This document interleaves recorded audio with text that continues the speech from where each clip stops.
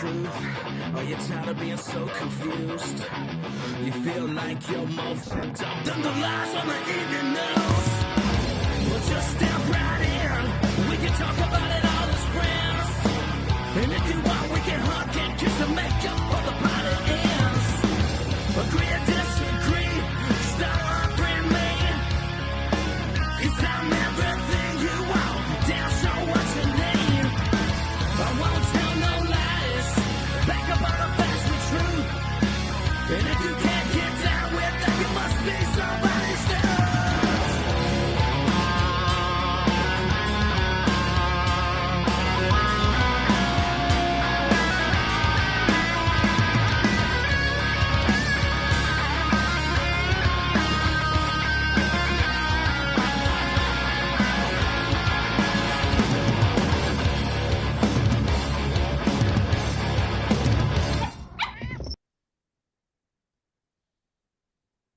Real important message here. If you haven't checked it out yet, you absolutely have to. There is this podcast that I'm sure some of you have seen me on. It's phenomenal. It's called The Dumb Show or The Don't Unfriend Me Show. You can find them on all social media at The Dumb Show or visit thedumbshow.com. Listen to their podcast. Absolutely perfect with host Matthew Spear. Adjusting transmitter output. This is the Don't Unfriend Me Show with your hosts, Matt, Leeroy, Amy, and Olivia. Geopolitics, military analysis, and election coverage. Coming to you live on all.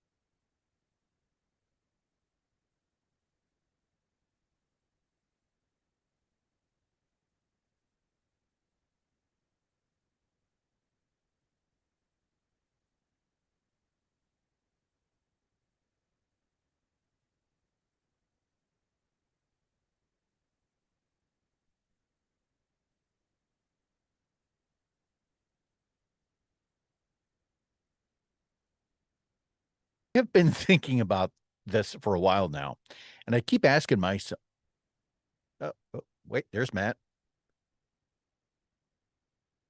No. All right, so just so that everyone's aware, on my end, I see a Zoom screen, and I'm waiting for Matt to come in the room.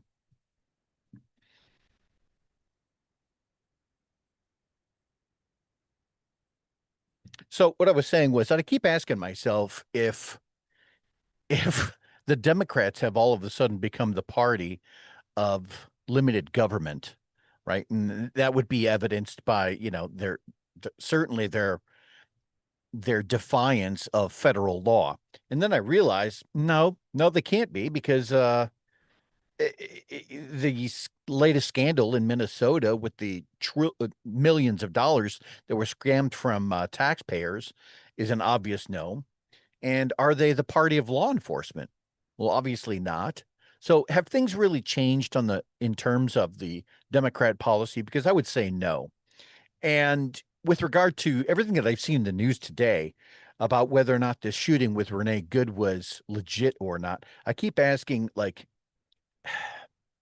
she was there to protest ICE and basically obstruct their efforts.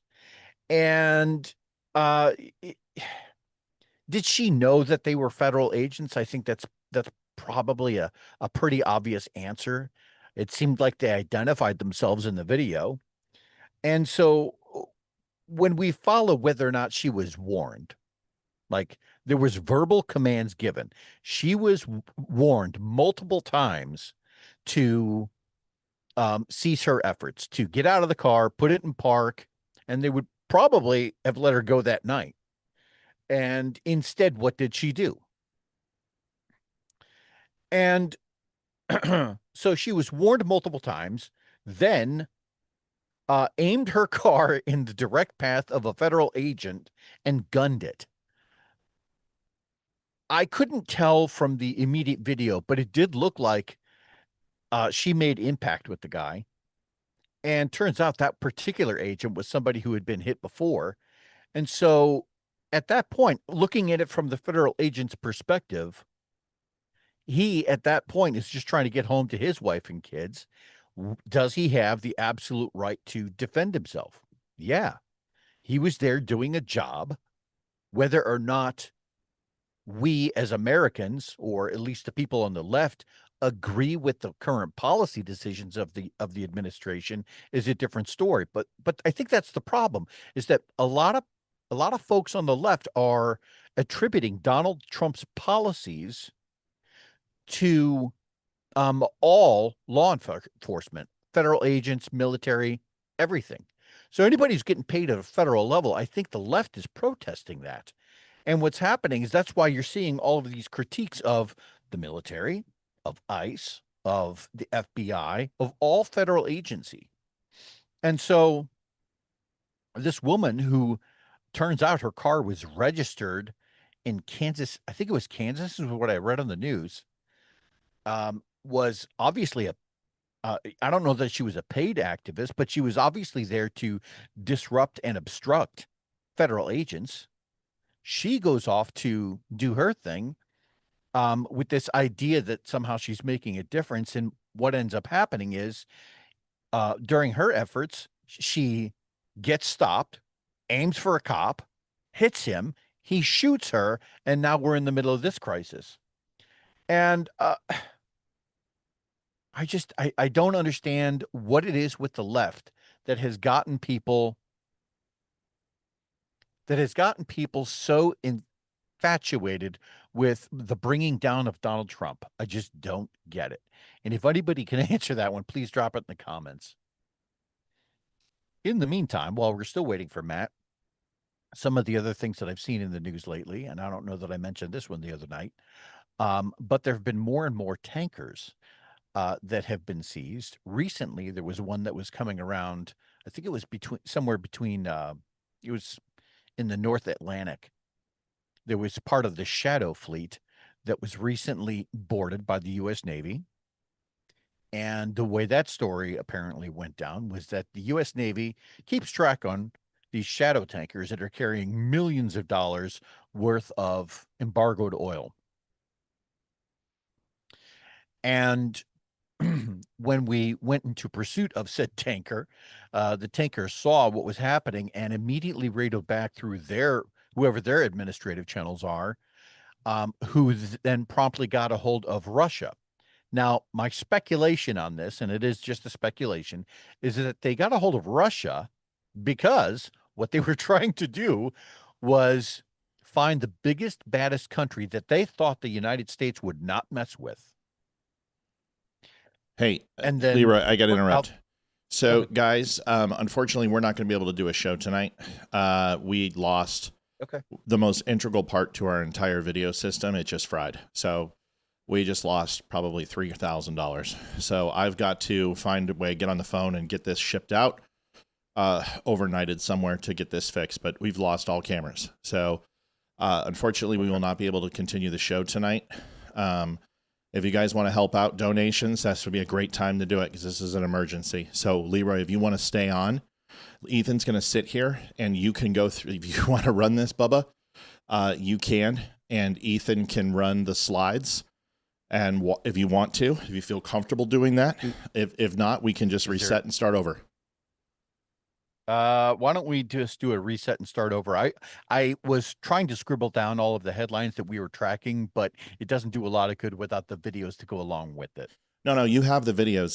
That is, we can actually do that on each of the videos with each you, time. Jonathan, I think there's some details we don't know yet. And we just can't do about it. What strikes we me can't is do me in the photos, but it's as simple as. Listen, I'm not trying to put you on the spot, man, but we're trying to, run a show. Fine. So if you can, Ethan can sit here and we can move the slides. If you can just give me we can do that. All right, Ethan, jump on in here.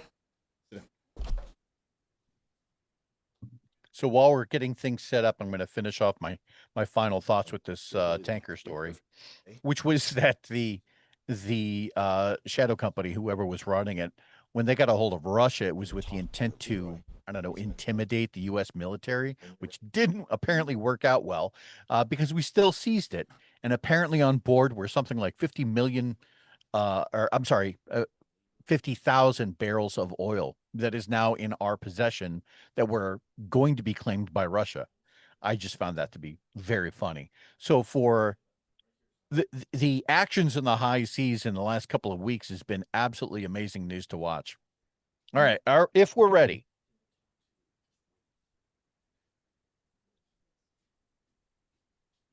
Ethan, you there, buddy? Yeah, I am. All right. Let's go with the first story and let's see the first video. We'll comment as we go. Okay. Here we go. I agree with you, Jonathan. I think there's some details we don't know yet, and we'll have to learn more about it. What strikes me is, first of all, it's extremely sad and unfortunate that someone died. I mean, the political fighting and disagreements aside, it's terrible. You don't want people to die in law enforcement situations or otherwise. But it strikes me that we are undergoing an epidemic of political vigilantism right now. Why are people showing up in vehicles, in convoys, not just in Minneapolis, but all over the country in an effort to obstruct lawful federal law enforcement activities?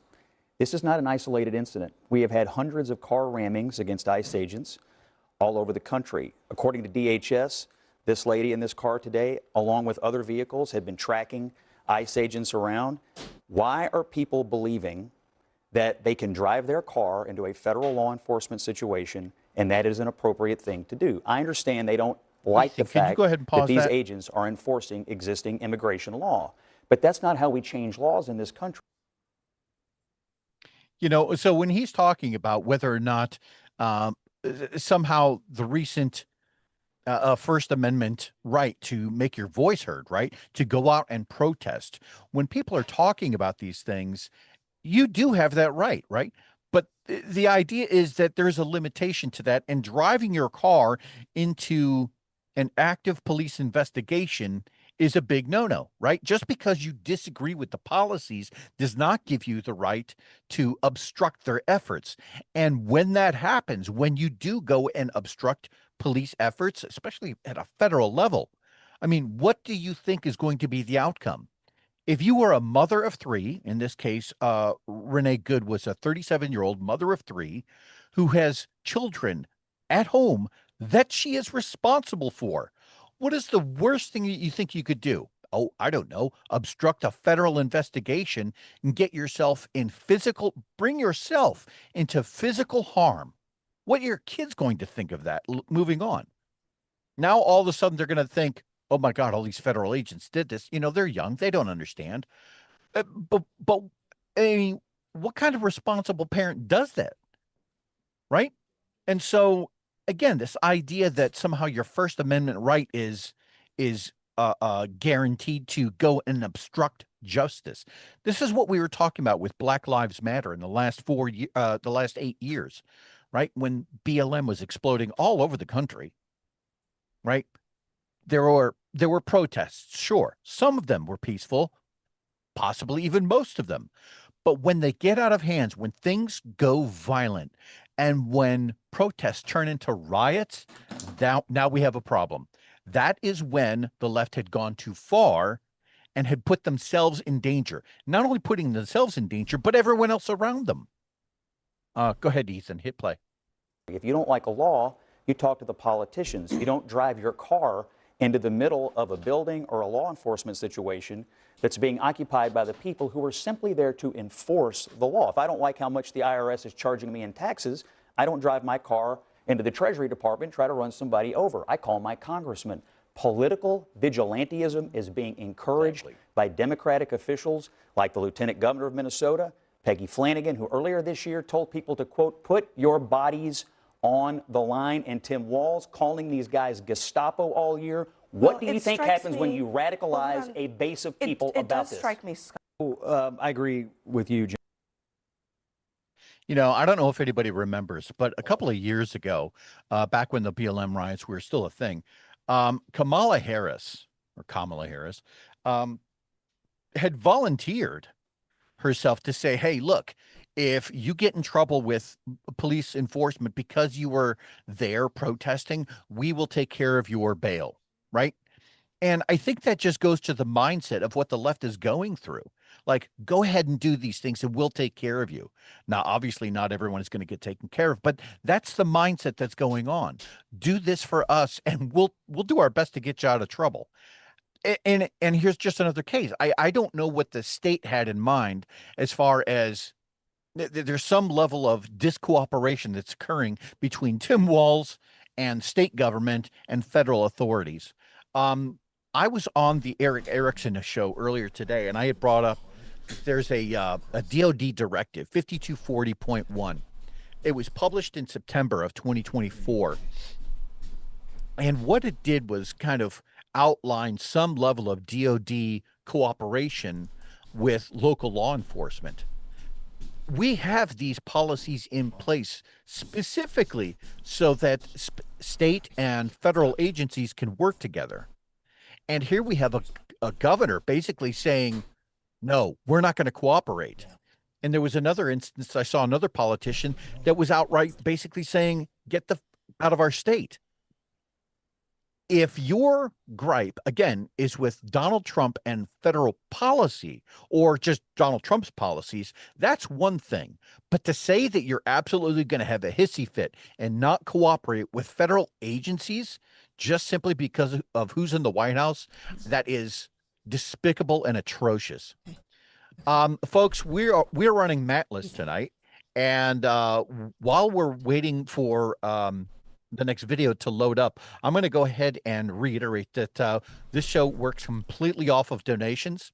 If you like what you're hearing, please like, share, and subscribe. There's a donate button that I think is being circulated around. If you can, just throw a few bucks in the kitty, and let's help Matt get his technical difficulties financially fixed anyway.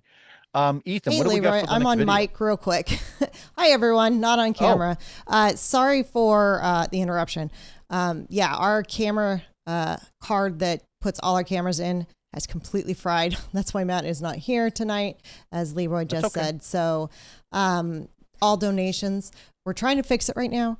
Hopefully we can fix it. If not, we're gonna have to order a new one, but all donations would be greatly appreciated at this time because this is a very expensive, it's a $3,000 piece of equipment that just went out on us. Yeah. So any donations and all donations would be greatly appreciated tonight.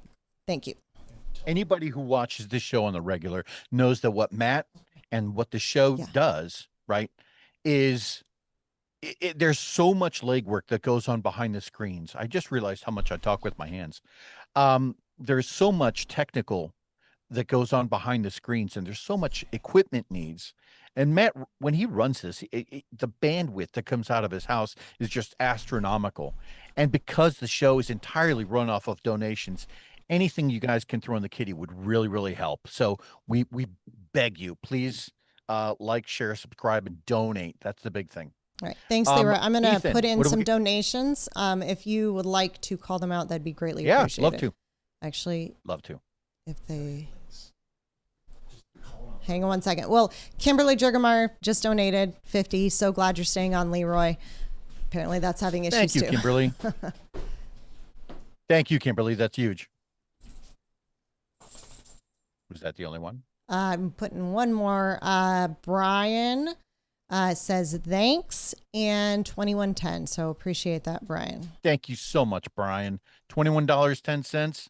That's awesome. Thank you very much. Ethan, what do we have for the next video? JD Vance shreds CNN. Oh, I saw part of this earlier. Go ahead and hit play there, Bubba. Okay. Hold on, Moose. Real quick. All right, putting in another donation right now, guys. Thomas Cawthon. Here I will start this out in case Matt needs to buy a new unit now. Come on, dummies, let's help Matt out. $25. Thank you so much, Thomas. Appreciate it. Thank you so much, Thomas. That is awesome. You know, at some point, I keep meaning to do this, but at some point I'm going to auction these off and I'm going to sign the bottom and I'll sign it with my real name. So no, Leeroy, don't promote that. Don't promote these? I was going to auction it off though. Just donations, pal. We don't have any more in stock, Bubba. We're out of them. Okay. Sorry. All right. All right. You ready no for worries. JD Vance? You're going to have to call the lights, Liv. Okay, I will. Okay. Tell him he's ready for JD Vance. All right, we're ready for JD Vance.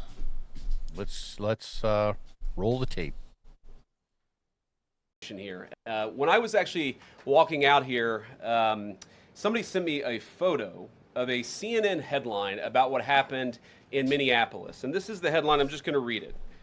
Outrage after ICE officer kills U.S. citizen in Minneapolis. Well, that's one way to put it, and that is the way that many people in the corporate media have put this attack over the last 24 hours. And I say attack very, very intentionally, because this was an attack on federal law enforcement. This was an attack on law and order. This was an attack on the American people. The way that the media, by and large, has reported this story has been an absolute disgrace, and it puts our law enforcement officers at risk every single day. What that headline leaves out is the fact that that very ICE officer nearly had his life ended, dragged by a car 6 months ago, 33 stitches in his leg. So you think maybe he's a little bit sensitive about somebody ramming him with an automobile? What that headline leaves out is that that woman was there to interfere with a legitimate law enforcement operation in the United States of America. What that headline leaves out is that that woman is part of a broader left-wing network to attack, to dox, to assault, and to make it impossible for our ICE officers to do their job. If the media wants to tell the truth, they ought to tell the truth that a group of left-wing radicals have been working tirelessly, sometimes using domestic terror techniques to try to make it impossible for the President of the United States to do what the American people elected him to do, which is enforce our immigration laws. The President stands with ICE. I stand with ICE. We stand with all of our law enforcement officers. And part of that is recognizing that you people in the media, not everybody in this room, but many people in this room have been lying about this attack. She was trying to ram this guy with her car. He shot back. He defended himself. He's already been seriously wounded in law enforcement operations before, and everybody who's been repeating the lie that this is some innocent woman who was out for a drive in Minneapolis when a law enforcement officer shot at her, you should be ashamed of yourselves. Every single one of you. Question here. When I was actually walking out here. All right, so putting in another donation, JD Stillwell. Oh, it's popping up. Yay, that's awesome. Let it fly, Leeroy and Big E. $50. Thank you so much. Thank you, JD. You're awesome. Yeah, you know what? I think JD Vance hits it right on the head here. And this actually just kind of, I don't know, it readdresses things that Matt and I have covered on the show before, which is, sure, left-wing media certainly has their take on it. I think that to some degree, that's never going to change. CNN and MSNBC and news media outlets like that they're responsible to their base. They feed their base exactly what they want to hear because they're trying to make sure that their ratings don't dip. And that's exactly the point, is that the fall of social media that Matt has pointed out has given rise to this idea, to this wave Hang of tight, Leeroy. right-wing I'm so sorry to podcasters. interrupt you. But So sorry. I More agree technical with you, difficulties. Jonathan. I think there's some details we don't know yet, and we'll have to learn more about it. What strikes me is, first of all, it's all right. We just put another donation, Jeff Oliphant. Every little bit helps. $100. Thank you so much. Appreciate it. Thank you, Jeff. Command Jeff, that is awesome. And are you any relation to Timothy? So something, again, going back to my original point, was that the rise of social media has left mainstream media kind of just shaking, right? And I think that they will always serve their base. They will always have the demographics that they're responsible to. Mostly CNN. You have to wonder why CNN's numbers look so good probably during the day and not so good at night after working people get home. And if you really think about how many social media outleters, how many podcasters there are between Ben Shapiro and Steven Crowder and the guy with the beanie, Tim Pool, there are so many of them that I think a lot of people are seeing and getting more opinions, diverse opinions, by way of social media, which has been absolutely fantastic. But JD Vance hit it right on the head. The media will always do its thing. That's my opinion. But they are, to some degree, also responsible for fomenting these types of attacks, because they had for the last 10 years, had been saying that, Donald Trump was a Hitler. He was Orange Man bad, programming this into their audience so that when younger viewers way back then, as they listen and as they grow up, and mature, eventually as they get driver's licenses and start families and get jobs, now all of a sudden they still have this programming, right? And they think to themselves, well, I want to make a difference too. And we as Americans, we have so much free time on our hands that these people are just in search of a cause and substituting, we covered this the other night on the show, substituting politics for religion, or vice versa, has led to this rise in violence. Let's hear the rest of what JD had. I'm going to put in a couple donations right now. Let's see if it shows up. Yay, it does. That's Joanne Townsend. Thank you, Leeroy and Ethan. Let's help if you can. $100. Appreciate that very much. Joanne Townsend with $100. You are awesome, Joanne. Since they're showing up, Leeroy, I'm just going to start putting them in, okay? And sounds good.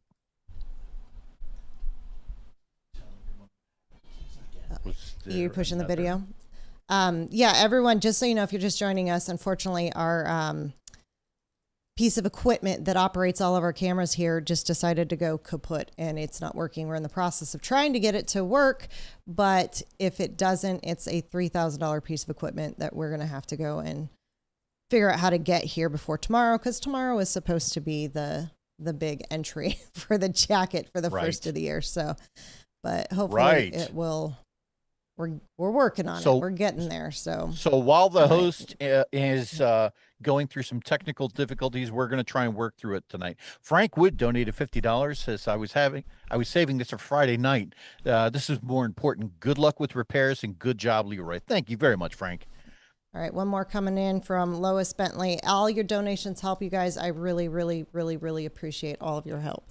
Every little bit. By the way, Olivia, I am watching this on YouTube, so there's a little bit of a delay. Okay.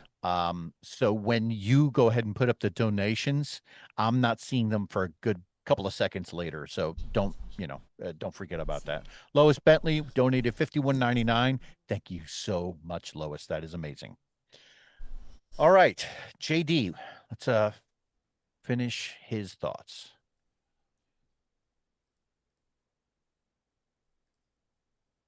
Here. When I was actually walking out here, somebody sent me a photo of a CNN headline about what happened in Minneapolis. And this is the headline. I'm just going to read it.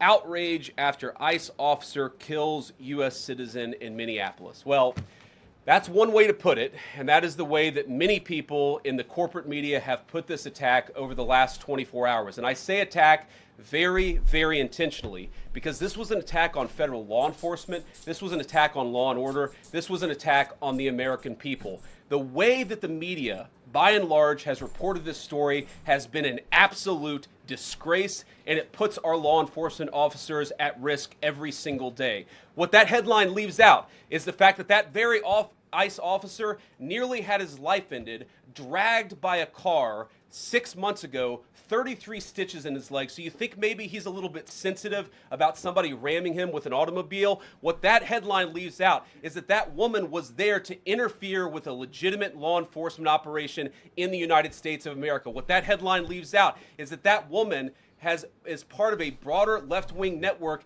to attack, to dox, to assault, and to make it impossible for our ICE officers to do their job. If the media wants to tell the truth, they ought to tell the truth that a group of left-wing radicals have been working tirelessly, sometimes using domestic terror techniques to try to make it impossible for the President of the United States to do what the American people elected him to do, which is enforce our immigration laws. The President stands with ICE. I stand with ICE. We stand with all of our law enforcement officers.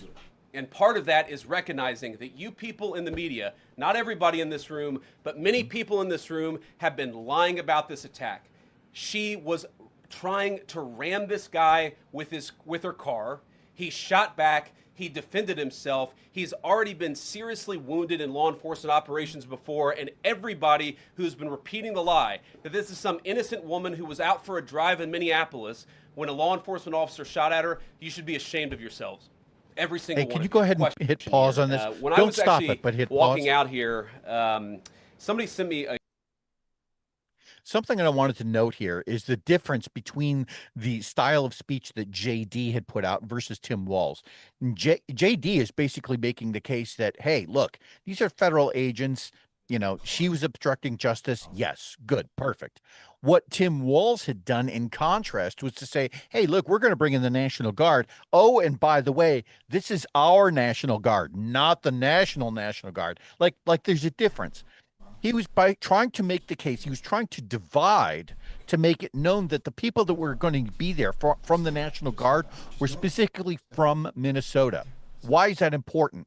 Because he's making that distinction because he's trying to gain sympathy points. What everyone needs to realize is that everyone at a local level, if you're there to protest, sure. If you're there to protest and you are, how can I put this? You're going up against a law enforcement agency. Well, guess what?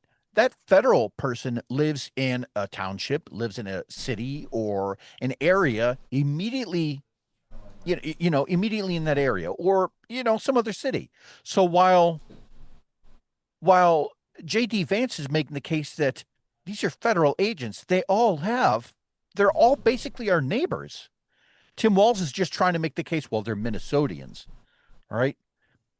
JD Vance could have and probably should have touched on the point that, hey, look, all of these federal agents are our neighbors.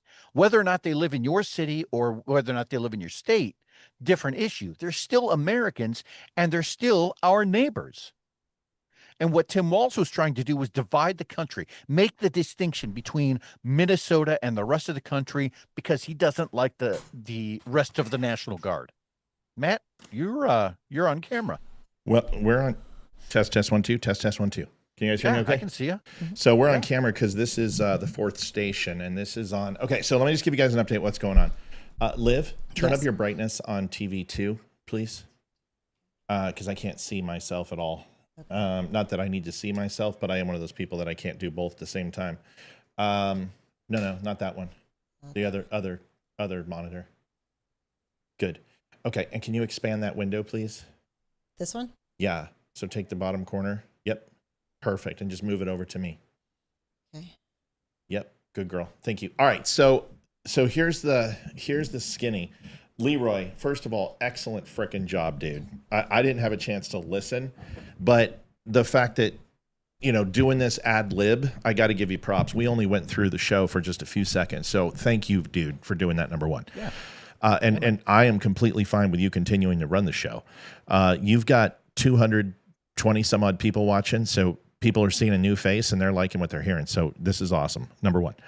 Number two. So what happened is there's two things that could be going on. One is that we have something called the Magic Design card, and what it does is it's a black box card that allows us to put all of our cameras into one plug-in that goes into the computer. And it takes a lot of energy and it's a lot of power, and you're basically taking 6-7 high-resolution videos that are all 4K and pumping them through this box. And so the box itself is like $250. That gives power, and it has all the components where you can plug the card into. That if that died, that's toast. But it's passively power is going through it, even though no light indicators are on. What that means is that the card inside of that could have went out. And if that went out, that is a $2,700 piece of equipment. And that card can control 8 cameras, and it's our whole studio. It controls all our TVs. It controls everything. So this one little camera is because I had a old little thumbstick that allows me to put one camera in that I had from the old system, and I had one space on the computer. So we're live. I'm going to continue to troubleshoot. I just wanted to let you guys know what was going on. Thank you for all the donations. It means the frickin' world to us. Please continue to help. Ethan, if you click on that blue spot on there, and it'll make a really long rectangle, you can refresh that so people can see the goal. Oh, okay. Perfect. So anyway, that's what's going on. We're going to continue to work on this. There will be a show tomorrow, but what I'm hoping is that I'm going to be able to reset all the computers and plug it back in and see if it'll work. And if it doesn't work, then we have to buy this and cross our fingers that this works and we can get it by Monday. But we will have a show tomorrow. We have 2 additional cards that I can jerry rig so Olivia and I can be on. So Leeroy, thank you, buddy. I owe you. Yeah. Yeah, no worries. And sorry for the interruptions and all that. It's not our fault. We can't see everything we usually do. We can't go through this and interrupt the way we need to. So I apologize if it's interrupting you, brother. And Darla, thank you so much. Donated $5. It says it's not much, but I hope this helps from. So thank you very much, Darla. All right. Leeroy, I'm going to be adding a bunch in just a few minutes, so just keep calling them out as you see them. You're good. You're good. So what I was saying was that while J.D. Vance is making that distinction at the federal level, and was basically what he should have done was make the case that, hey, look, these are all our neighbors. Whether or not they come from the state of Minnesota or Ohio or wherever, they're still all our neighbors. We're all Americans. And what Tim Walz was doing intentionally was making the distinction between Minnesota, National Guard, and the rest of the country. Loretta Lewis donated $10.60, says the show must go on. That's what Queen said. So as we move on with the video, can we hit unpause there? The video's over. I just realized we played it twice. No worries. You're doing fine. No worries. That was my main point, was just that I love J.D. Vance. And for all who don't know, I live all of about 3 exits down from where J.D. Vance had grown up in Ohio. He's from the Middleton area. And when he came here, right as he was campaigning, there was at the Middletown High School. We actually went there, my wife and I and the family, and we stood in line for several hours. And the thing was, we didn't get down there in enough time to actually go and see him in person. But just what a great guy, right? Anybody who's seen Hillbilly Elegy, you would understand what kind of a guy he is. Former Marine, which is to say that he's always a Marine. And it was in the news the other week, just a couple of days ago, that somebody vandalized his house in Cincinnati. So there's a lot of emotional outbursts and a lot of hate for the current administration, including J.D. Vance. Ethan, what do we have next on the video list? Hodge twins. So the Hodge twins. All right, let's see what they got. Matt's gonna come on too real quick. Sounds good. Carrie Spricks donated $5, says WTG, Leeroy and Ethan. Thank you very much, Carrie. That's awesome. Thank you, Carrie. Thank you, everybody. So, Ethan, just take that mouse down there and refresh that bottom. Never mind, it's happening. Okay, Bobby Richardson, 51.99. Thank you, Bobby. So quickly, Ethan's going to put on the Hodge twins slide real quick, and this is really the only one I need to be involved in. Bobby Richardson, 51.99, says, Leeroy, thank you, love you all. Thank you, Bobby. Hodge twins, buddy. Thanks, man. All right, so this is something we had talked about 6 months ago, but I was looking at the Hodge twins account, and I put this out there early this morning, and it unfortunately, Ethan? Yes? Go back to all scenes, that A-B.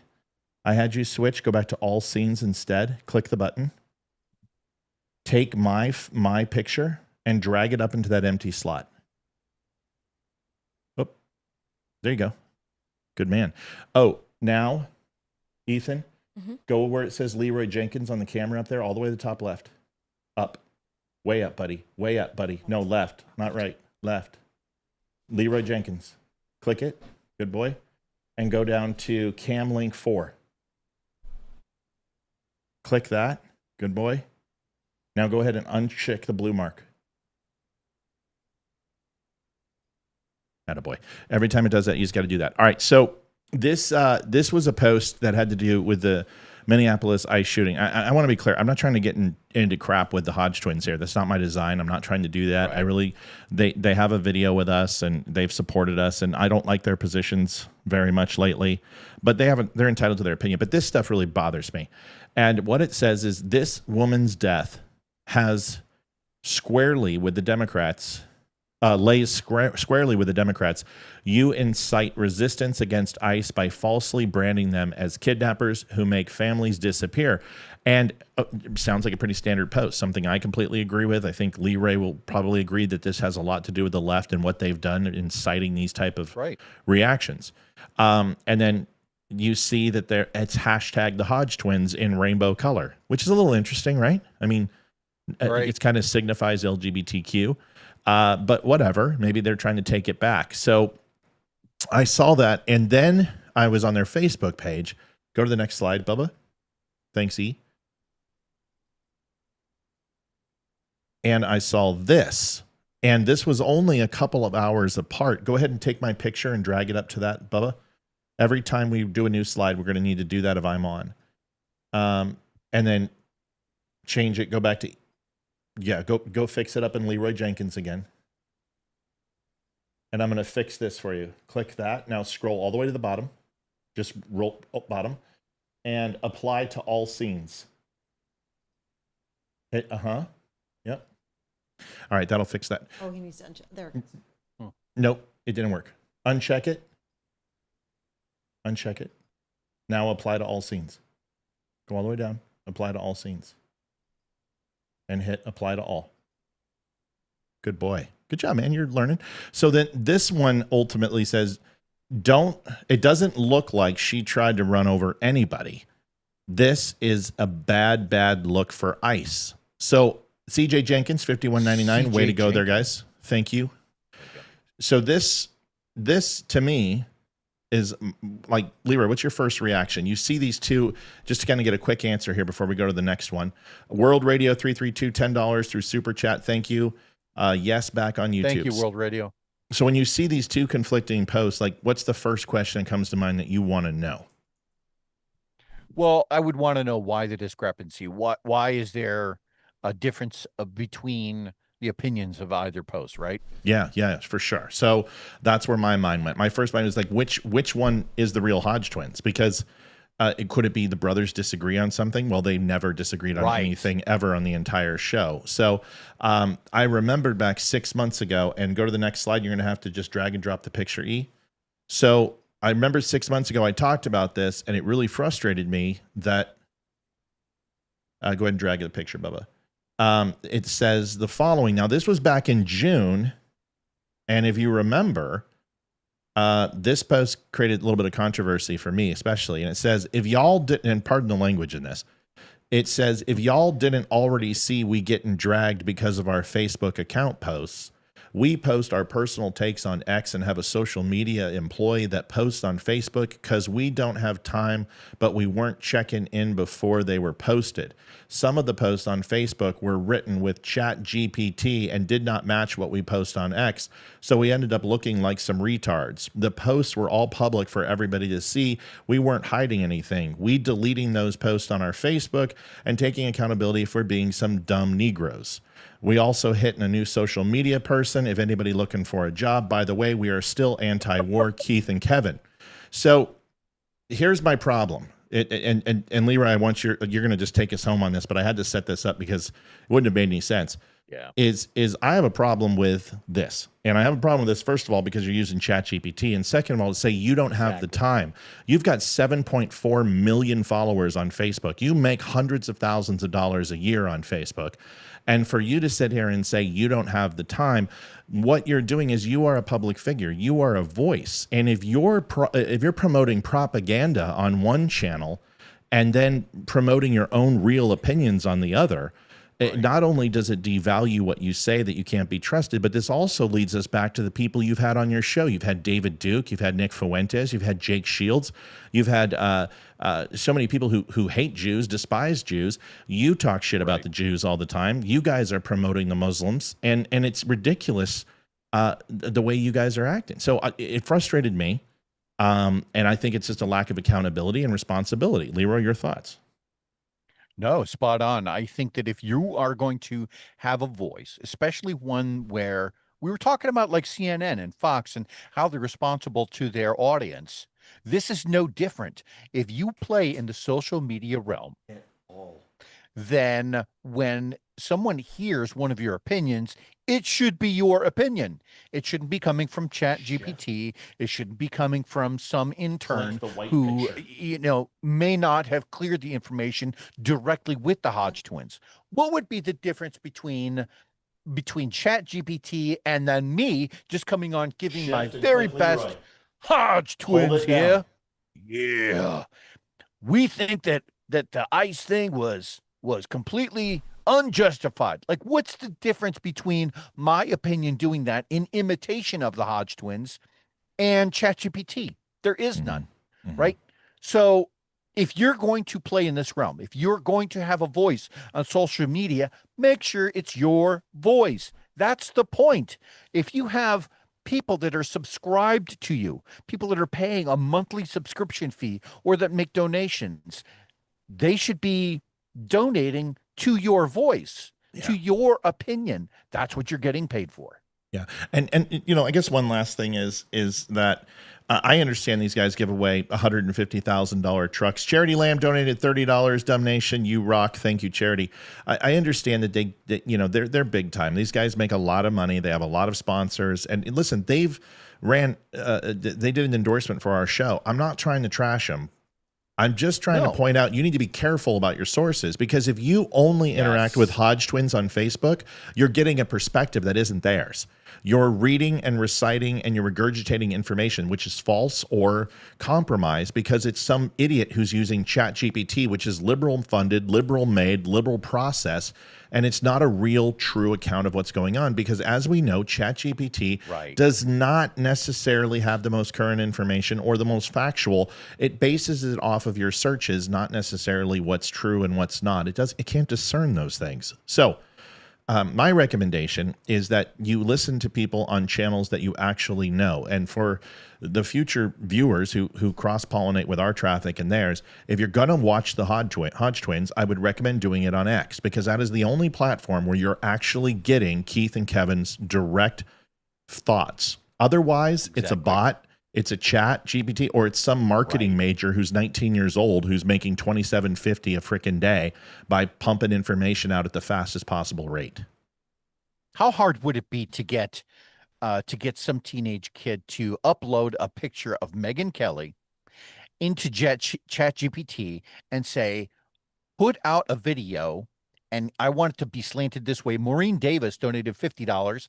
Says, sorry for your challenge today. Love your information. Always spot on. Thank you very much, Maureen. Maureen Davidson. Just Davidson. to make. Sorry, it's okay. I'm here for you, Bubba. I'm here. How hard would it be for somebody to do that, to upload a picture into ChatGPT of Megyn Kelly and say, give me a opinion that leans left, right, and make a 1-minute video? Like, you wouldn't know necessarily. So that's why we need to be very careful with where we're getting certain information. And it actually makes you call into question some of the level of infighting that's been happening, although most of it's legitimate. Well, that's another question. Like let's go ahead and take this to the next level, okay? Because this conversation, it should be a little bit longer than the standard convo. I actually really like the sound of this mic. It's a lot less than the Shure SM7B, but it's a good mic. A little the S's drag a little bit, but it's a good mic.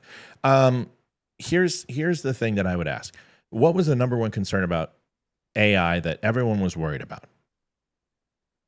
Well, that I have to go back to like Running Man, 1980, right? Like some things were going to be completely fabricated and then fed into the media and then taken as truth or fact. Right. And we were also worried that it would become self-aware and take us over and do Skynet and kill us all.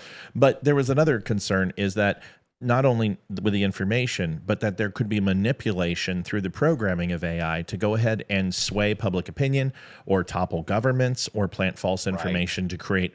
Well, this is a perfect example of what y'all were worried about. You were worried about this. So what happens when ChatGPT recognizes that the Hodge twins, two very important conservative influencers, have massive, massive followings, are using ChatGPT to disseminate, process information to their audience? If ChatGPT, there's another person who's using ChatGPT who's a God user. You guys understand that, right? And that is the company that owns it. They put in the protocols, they put in the processes that give you these answers and give you this. So what if somebody recognizes that and says, you know what, I'm going to start pushing left-wing propaganda and slowly matriculate these audiences towards openly accepting LGBTQ? How about the Hodge twins hashtag in rainbow colors? How do we know that that's not processed by ChatGPT? And it's trying to subliminally tell you to start accepting left-wing things coming out of Hodge twins' mouth. Do you guys see where this could go? Do you see how this is dangerous? Do you see how influencers of this magnitude shouldn't be using this? Because remember, you're the ones who were worried about this shit. You were concerned about this. Well, this is a perfect example of why you don't use ChatGPT to write your shows, to write your articles, to write your posts. I can tell you this. I've used ChatGPT probably 1,000 times to filter my articles and to clean them up when I make mistakes. Absolutely. It's a great tool for that. But I don't write my shows with ChatGPT. I don't write my 3-minute segments with ChatGPT. This video never is ChatGPT. And any of my memes or little verses that I put up on Facebook are me. They're not ChatGPT. So does that make me better than the Hodge twins? No, but it certainly makes me more responsible. That's my take. Well, and I think you should also have to use a little applied critical thinking. If at any point in the next 5 years, all of a sudden you turn on a Matt Walsh show, Deborah McLaughlin donated $10.80, says Leeroy is doing great. Thank you, Leeroy. He sure is. Thank you, Deborah. If at any point in the next 10 years you turn on Matt Walsh's podcast and then all of a sudden he starts talking pro LGBTQ, you should go, oh, wait a minute. Didn't he just put out What Is a Woman? Right. Like, didn't he just get done doing, what was the other one about? Not What Is a Woman. There's another movie that he had done. That's the point, is that ChatGPT and some of the AI has gotten so good that at some point in the near future, you may not be able to tell. And I can very easily foresee a situation where the most popular podcasters in the future aren't even real. It's just somebody who's a great point. Typing out a message with a, Max Headroom type character and is saying, hey, this is what we want you to say. Go ahead and throw this message out there. That's a great point, Leeroy. Those good days stuff. are coming. Yeah. Well, I think those days are here. So now it's time to be even more diligent than we already are. Suzanne McGoran donated $10. A little will go a long way. Love you guys. Thank you, Suzanne. Can I have my phone? Thank you, Suzanne. Folks, real quick, Libson's going to give you an update with what happened tonight as I go ahead and do a couple of other things on the other phone, and then we'll move on to the other slides. Hi, everyone. Not on camera, of course. All hands on deck. All hands on deck. He's running the panel tonight, everybody, because I can't be over there. And he's I'm doing on a great job. He's killing it. You know, there's a funny reason. Everything happens for a reason. Yep. For a couple weeks now, you've been saying, I really need to change the format of the show. Mm-hmm. I think I'm going to change it. And Monday, you were like, I'm going to change this. And you started going to this format where you upload the videos, you get them downloaded, and you have the entire show booked. So all you have to do is hit buttons. Mm-hmm. And tonight we need it. Because if it was the other way around, we'd be screwed. We'd be screwed because Ethan wouldn't know what to do. See, this is why we don't freak out. We're not upset. Nobody's crying. Nobody's like getting mad. Leeroy's flexing. Livia's flexing. I'm flexing. Ethan's flexing. Hayden's sick and she's sleeping. But you're absolutely right. God works in mysterious ways. And you know what? He provides too, because look at everybody help pitch it in. So that's what we're asking. If you were thinking about giving to the show, now's the time. We have to go and buy at least a very expensive piece of equipment and get it working and hopefully get it here by Sunday. Tomorrow night, we can patch this through. So we appreciate all the donations you guys have done. It's helping tremendously. Please continue if you can. You want to go to the next slides for Leeroy here? Yep. You want to tell him what it is, honey? Crowder example. Okay, so here we walked this through last night and we broke down the shootings, Leeroy. And I'm just gonna show you Crowder's example. You have it. Go ahead and talk. I'll do Tim Pool's. You do Crowder's. Sound good? Sounds good. Division of labor, baby. Go ahead. All right. I'm at the exact distance, exact angle where he would be. Should be able to see the wheel turn within that fraction of a second, right? I've chosen to use a tiny little Keltec unloaded with a laser so you can see. So he's right here. All right, from here I can't see the wheel. Good job. He draws his gun and then, yeah, you try and hit me now. She comes forward a little bit. Okay, there you go, that's enough. Collapses. He has his hand. Can you just move the wheels a bunch, like go left to right? So. Oh yeah. Yeah, there's no chance. There's no chance. Go ahead and hit pause right there. Most officers and it's actually over in just a quick second. Let's just finish the video real quick. Yeah. A lot of the military, they're taught one of two different ways. You know, there's a whole argument in the gun community. They're very autistic about front sight focus or target focus. That's why people kind of move to red dots. If you ask any good shooters, they'll say it's a mix of both, right? If you focus on the front sight, the target's a little bit blurry. And if you focus on the target, the sight is a little bit blurry. Depending on the distance, you might pick one or the other. Usually it's a hybrid. And the reason that matters is because it changes your peripheral vision. So you couldn't see it with a wide angle lens compared to the human eye, let alone adrenaline and potential. Focusing as trained on that front sight. Let me show you what that actually looks like and how it affects your vision. Rear sight, front sight, target. That also would have been much more similar to the angle of his vision. I'm at the exact distance, exact angle where he would. And switch it to all. So I can't credit Steven Crowder enough for trying to put people in the real life situation, to put themselves in the place of the potential policeman, the ICE agent who almost was run over, right? And if you look at that video again and how fast he had to react when a car was directly in front of him, Steven put himself directly in front of that car in the exact same way. When somebody hits the gas to go from 0 to even 10 miles an hour, it doesn't sound like it's very fast, but if you're right there on the bumper, that is a blink of an eye. So for Steven to diagram that, to break it down like that, is kudos to him. And he's spot on too. When a federal agent has to pull their weapon, they're already in the mindset of, oh my God, am I going to get home? This is about life preservation at this point, right? A lot of people think that policemen have guns so that they can protect them. Not necessarily. Most of the time it's so that they can get home and safe at night. So that reaction, which is trained, I mean, they train for this all the time. That reaction to, I am now physical danger. I'm being attacked with a car, and I have to send one through the windshield. That reaction was so fast. Again, kudos to Steven Crowder for breaking it down the way he did. That was a good video. Yeah, it really, and also a lot of people who've not looked down the barrel of a rifle or a handgun and did target selection or shot acquisition and understand what it looks like when you look at the rear sights, where you look at the target or you look at the front sights. I do a hybrid. I look at front sights, and I fortunately have the depth perception where I can see the target clearly too, and it does not take my focus. Those are just how my eyes work. But if I focus on the rear sights, I can't hit a broadside of a barn. But you give me front sights, and I can pretty much do whatever I want. Now with a rifle, it's completely different. I don't look at front. I don't look at back. I literally look down at the dot, and I level out on your iron sights. And if I'm in an ACOG or a red dot, it's completely different from there. So everything has different ways of looking. Now this guy, if I'm not mistaken, it looked like he had a reticle on his handgun, if I'm not mistaken. I'd have to look at that again. He was probably looking through a red dot. A little bit different there. He's also going to see a lot less looking through a red dot. You really get your target and you get the red dot, and you don't get front sight, you don't get rear sight necessarily.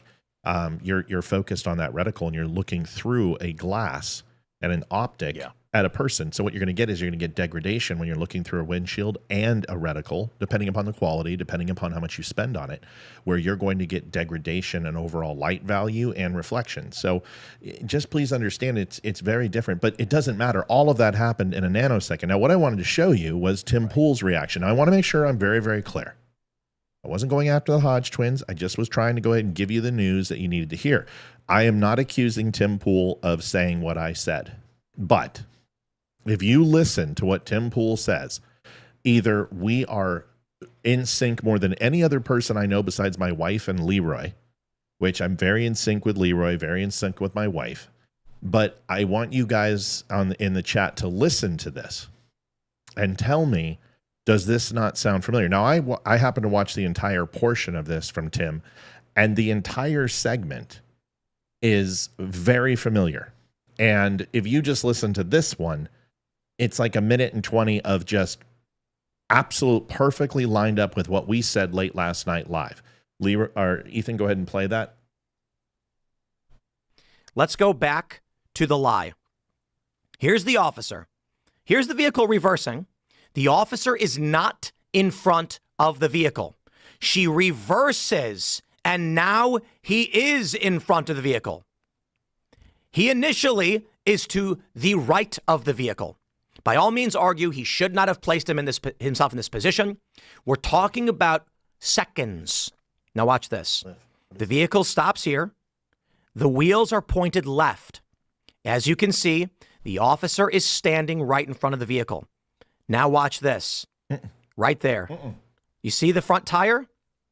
Watch the front tire right here. The wheels are pointed left, and she accelerates. The wheel spins out on ice. Then, with the wheels pointed at the officer, having spun out already, meaning the officer can hear the engine rev with it pointed at him, he draws his weapon. And in a second, because this is slow mode, she then begins to turn right, hitting him, and he shoots. Let's go back to the lie. Here's the officer. Here's the vehicle reversing. The officer is not in front of the vehicle. She reverses, and now he is in front of the vehicle. He initially is to the right of the vehicle. By all means argue he should not have placed himself in this position. We're talking about seconds. Now watch this. The vehicle stops here. The wheels are pointed left. Okay. You have to, hey bud, keep your thing on the screen. You can see when the video's over. Mm-hmm. Is it over? Yeah. All right, go back to all. Thanks, pal. Welcome. So reactions are already coming in. Like, wow, is this not verbatim? People that watch the show. Yeah. They're like, is this not verbatim? Here's the thing. I'm going to chalk it up to this. I'm going to chalk it up that Tim Pool's good at his job, and he's been doing this for years and longer than me. And he just somehow sees things exactly verbatim the way I do. And I'll leave it at that. But So there's two ways to look at this. One is that it's very humbling that a person of his stature says exactly what I said on a topic. And the second one is I hope it's all original, because I live 12 miles from Tim, and I would have been happy to go on his show and do that for him. And so I have to take the first one. I have to believe that because trying to compare yourself to other people is like the biggest detriment to creativity. We've said this a million times, so I'm not going to sit here and say that. But it is a little wonky to me that I'm not the only one, because, yeah. Interesting. I mean, Matt, imitation is the best form of flattery, right? Yeah, but he can afford to give me 10,000 people watching. So the guy's got 45, 50,000. He can give me 5,000 people and say, hey, wow, Matt Spare lives right next to me. We're going to have him on the show. But it is what it is. I mean, Tim Pool doesn't even probably know who the hell I am. But I guarantee he has researchers, and I guarantee there's people who research, who watch this show. And it would be interesting to see, because I've watched a lot of people, and I would say hundreds of people, break this down. Nobody broke it down like that. Nobody was even saying, I won't put it in slow-mo, because if I put it in slow-mo, it's going to extenuate or decrease from the severity. Speed and alacrity change things. So it is what it is. It's a good breakdown. I happen to agree with him because it's exactly what I said last night. Let's go to the next one. We have ICE officer dragged now. Real quick, folks, just to let you know, the reason why I'm sitting here and my son's over there and my wife's over here and Leeroy's been running the show mostly is because we lost our black magic box, which runs all of our cameras, and the card that was inside. It didn't take a surge. It just fried. We got it in May when we redid everything. It's a $3,000 piece. People are donating like crazy tonight to help us out, knowing that they can't give all the costs, but they can help out as much as they can, and we wanted to thank you. So if you have a chance and you want to help the show and you want to donate to the show, now's the time. This is a time where I'm going to ask, and I don't think I've ever asked and said, hey, we really need your help. Tonight's the night we really need some help. So if you can, we would appreciate it.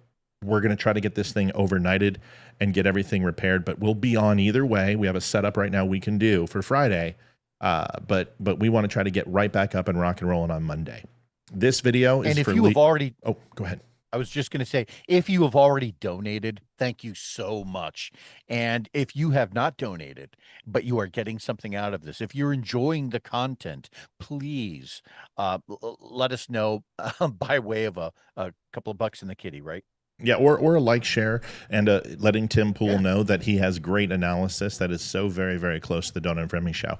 Let's go to the next video. This one is the actual officer who was involved in the shooting, and it's discussing how he was dragged. We had a viewer last night who uncovered some of that, and then we talked about it, that just a few months ago he was dragged and had 33 stitches on his arm from being dragged almost 100 feet. 100 yards or 50 feet. It's unclear. I've heard multiple reports. The point is, if you get dragged by a car at all, that sucks. Here's the video, and then Leeroy's going to comment on this video for us. According to a federal complaint, agents were executing a warrant for 39-year-old Roberto Carlos Munoz. They say Munoz entered the country unlawfully, and he also pled guilty to fourth-degree criminal sexual conduct back in 2023 for abusing a minor. Tuesday morning, agents pulled him over. Court documents say he repeatedly refused to comply before a federal agent took out his spring-loaded window punch with his right hand and broke the driver's side rear window. These images show the officer's hand in the vehicle. In this video, you can see the driver take off with the agent hanging from the car, dragging him 300 feet through front yards. These graphic images show the aftermath. A bloody agent who needed 33 stitches for his significant cuts. And now a political battle with a top Homeland Security official criticizing Governor Tim Walz, posting on X, instead of comparing ICE law enforcement to the Gestapo, Walz should be thanking our brave law enforcement. The Department of Justice says a request for Munoz to be held after that 2022 arrest was, quote, not honored by local authorities, and Munoz was released. According to a federal complaint, agents were... What a difference in the tone there. Yeah. What a difference in the tone there, too, because when you really start to break that down, try to put yourself in the position of that police officer, because it sounded like those two incidents happened less than a year apart. Yeah, they did. A few months. First incident, right? This happens with Robert Munoz. Guy gets completely cut up, almost run over, right? Again, we're putting these federal agents, these ICE agents, we're asking them to do a job, to enforce the law, not to be political pawns, right? We're asking them to enforce certain laws. Now, this officer goes to do his job and is almost run over for it. Ends up with 33 stitches. I thought it was his leg. Was his arm? See, I've heard multiple reports. I've heard arm, I've heard leg, I heard back. He 33 stitches, folks. Yeah. Yeah, It looked 33 like his arm stitches. in the picture. Wait. Hold on. Ethan had something. Go ahead. It looked like his arm in the picture. Okay. Ethan says it looks like his arm in the picture, but for what that's worth. So this guy gets injured in the line of duty while trying to do his job, right? The next thing you know, that incident's over. He takes some time to heal. He's probably still trying to process it mentally. Fast forward a couple of months, then this. Do you think that guy has some level of sensitivity to cars and potentially being run over? And I'm not saying, I am saying this. I'm saying that this guy, if anyone was going to be prepared to contend with a situation like that, it was this guy. It's already happened to him. You could say, in a matter of fact, that he'd already been trained for it. So, if that were me, I'm gonna sit there and say, in my own mind, as I'm trying to process this lady, Renee Good, trying to run me over, within a tenth of a second, I'm saying to myself, I'm not letting this happen again. I'm in fear for my life. Boom, done. Yeah. Yeah. It's a really good point. I don't have anything to add. I do. The one thing is that it was an illegal. So I think there might be some sort of surprise because people are like, wow, it wasn't a protester. Well, ICE handles illegals. And remember, protesters have been involved in this, but a lot of these concerns have been the way the illegals have been pushing back when they're arrested, fighting. We've seen the shooting that took place. We've seen some throwing rocks and things in California outside of Oxnard and Ventura. So remember, being an ICE officer is a dangerous job, and it's just as dangerous as Border Patrol, but now you've got crazy-ass Americans who are doing the same thing. Okay, Ethan, let's try it. You watch this. We have Paul Gray on the phone. We're going to give this a chance. E, did you get him on? Yep. Mr. Gray, can you hear us? Okay, hold on, Carol. 1 second. I got to switch this over and figure out how to do it. Ethan, go Paul, up to... hang tight. It's not Paul. It's Carol. Go to the headphones real quick. That's my fault. It's my fault. Go to the headphones real quick, up in the bar, all the way to the top, straight all the way up. No, too far. First window. Good. Click that. You want to change that to Pro Chat all the way down. Nope, too far. Way too far. All the way up. Stop. Pro Chat. Up one. Up one. Click it. Carol, can you hear me? Test 1, 2. Leeroy, say something. Check 1, 2. Can you hear me? Carol, can you hear Leeroy? It's Tara. I'm sorry.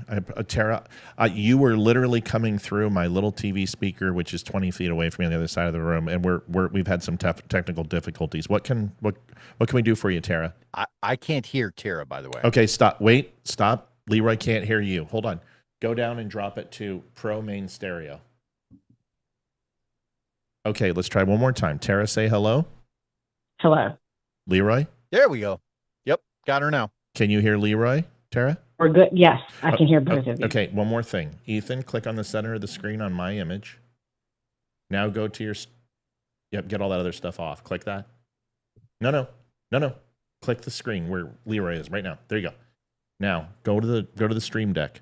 The little deck where you push buttons all. And you want to look for... little small, right? It says caller's name. It's really long and you can hardly see it. It should be right around call. Yeah, click it. Now double click that.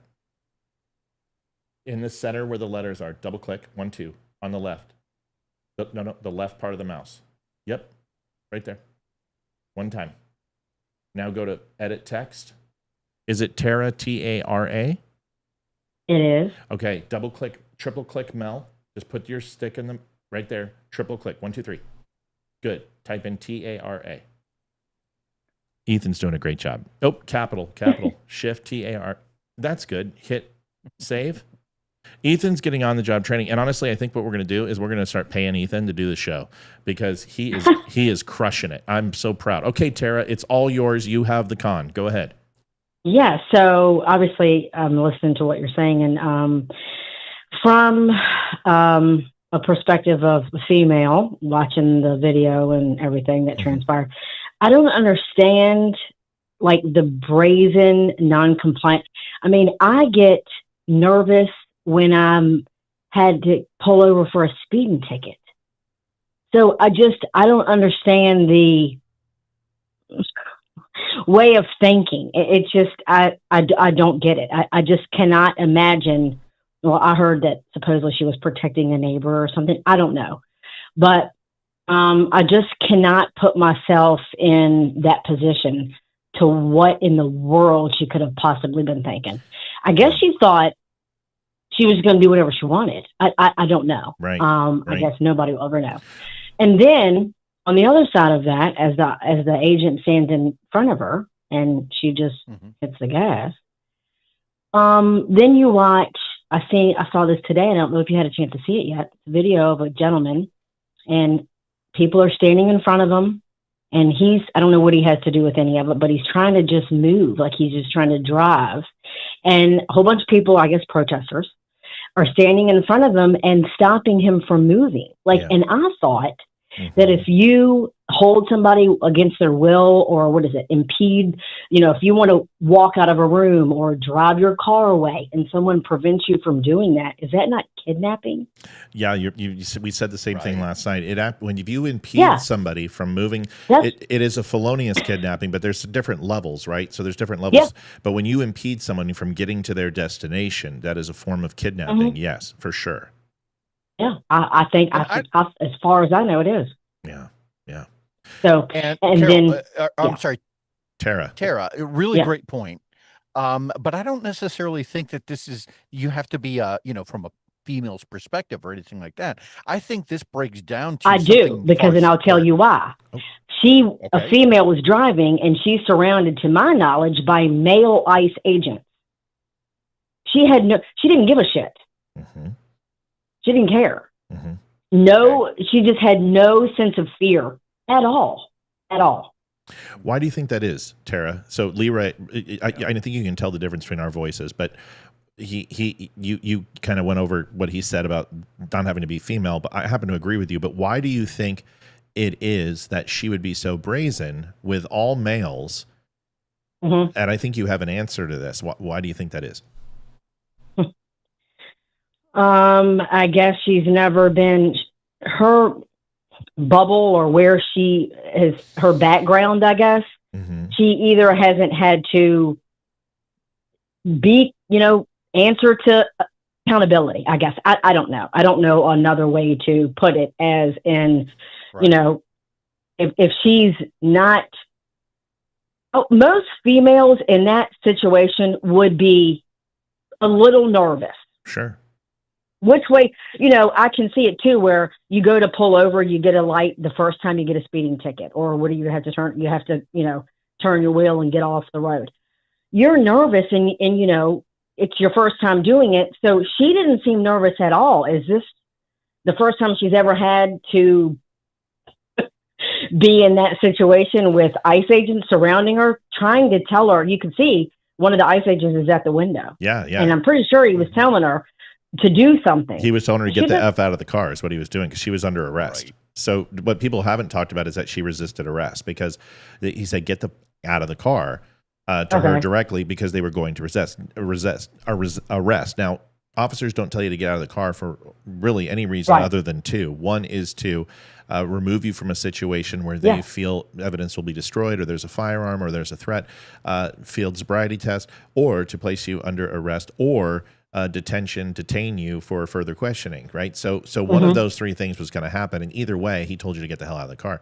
I want to get Leeroy's perspective. Leeroy, here's the question. I think what Tara's trying to say, and hasn't really put her finger on it, but it's close, is I think that she was so brazen, because the word brazen is really interesting to me. It wasn't confidence. It wasn't fearless. It was brazen. It was like in the face, she was. in the face of danger, just throwing all caution to the wind.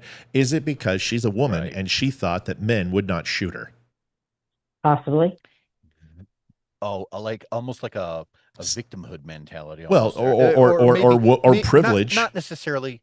Right. Yeah. Maybe that's a better word for it. And where I was headed to before was, you can be in this world, you can be, pro law enforcement or more crime tolerant. Right. And I think for the left leaners, obviously they tend to lean towards more crime tolerant. But in terms of the female versus male thing, I wasn't sure, because, women tend to be far more responsible in life. Certainly in my household, my wife is responsible for me, the kids, for shopping, for paying the bills. They tend to be more responsible. So to get into this mindset of, I'm going to go and do something potentially reckless by interfering with an ICE investigation, I was failing to connect those dots. Yeah. But maybe there's something and she, I don't know. No, and she didn't seem to feel like a fish out of water at all. No. She just seemed... No, she wasn't. She just seemed to just be gonna do what she was gonna do, and in her mind, it looked like she was just gonna keep going. Obviously, the ICE agent was standing in front of her, and what made her hit that gas pedal?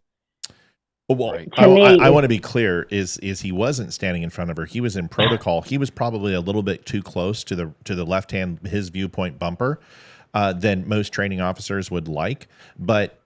This guy, she had to make a 17-degree pivot from where she was with her tires to put him in line with her. And we pointed that out last night. Everything that was done from draw to fire was less than a second. And so I've already said that I'll make these comments. One is that her wife was sitting in the passenger side, her lesbian lover, who she had 2 failed marriages, I believe, and she had decided to start batting for the other team. She was in the passenger side. I think that makes people brazen.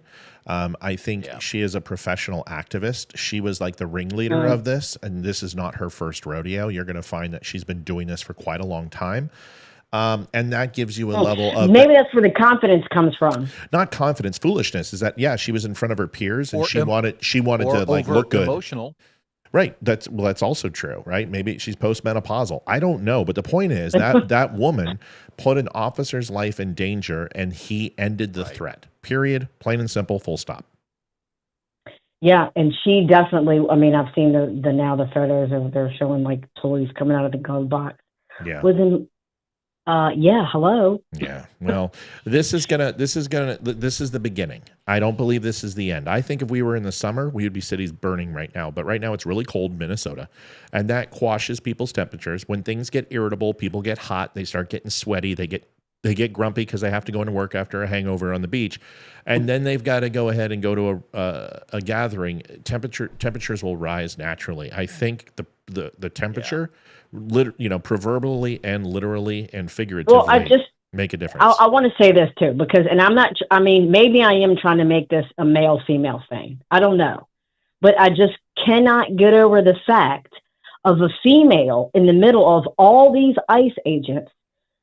I call it, I don't know, brazen, like I said, but fine with her actions, her behavior, what she was doing, how she was acting in that moment, completely disregard everybody else's safety and whatever they were trying to do.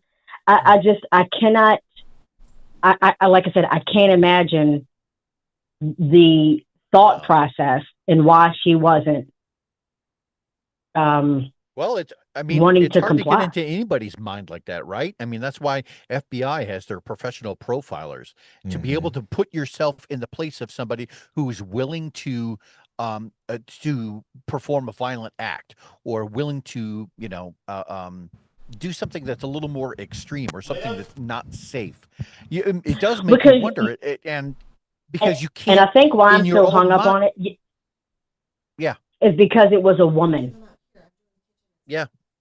No, that's fair. Most of the time, these sort of things, sorry to say, they're usually men. What's usually men who get shot? Anytime that there is, something like this where it turns into left versus right, or people don't view it as right and wrong. They view it as left or right. They don't view it as, supporting law. It's lawless. This, to me, like I said, I just feel like, and I forgot what I was saying about. No, listen. I think Tara, I think your point's very, very clear. I think it's an astute point because we have to look at the microcosm of this. We understand the black and white of it, but there is a gray area here. The question is, could he have done anything else? Was she wrong place, wrong time? Was she truly trying to block and impede? There's questions, and I think we've answered them without any equivocation or no doubt. The woman was like most white liberal women. I said it last night. I don't care. We have way too many of them, and we lost one. Better than losing an officer, better than losing an innocent. I chalk this up as a win. It's not a great thing to have somebody die, but there are a lot worse things that could have happened, and they didn't because the officer did his job. So I'm with you, sister. We'll look at it for a while. I really appreciate you calling. Tara, is this the first time you called? Oh, yeah, it is. Well, we appreciate you. We want you to do it again. You promise you will? Tara. Okay, maybe so. All right, buddy. Talk to you soon. Hey, one last quick comment based off of that as we close out. Just my final thought on that.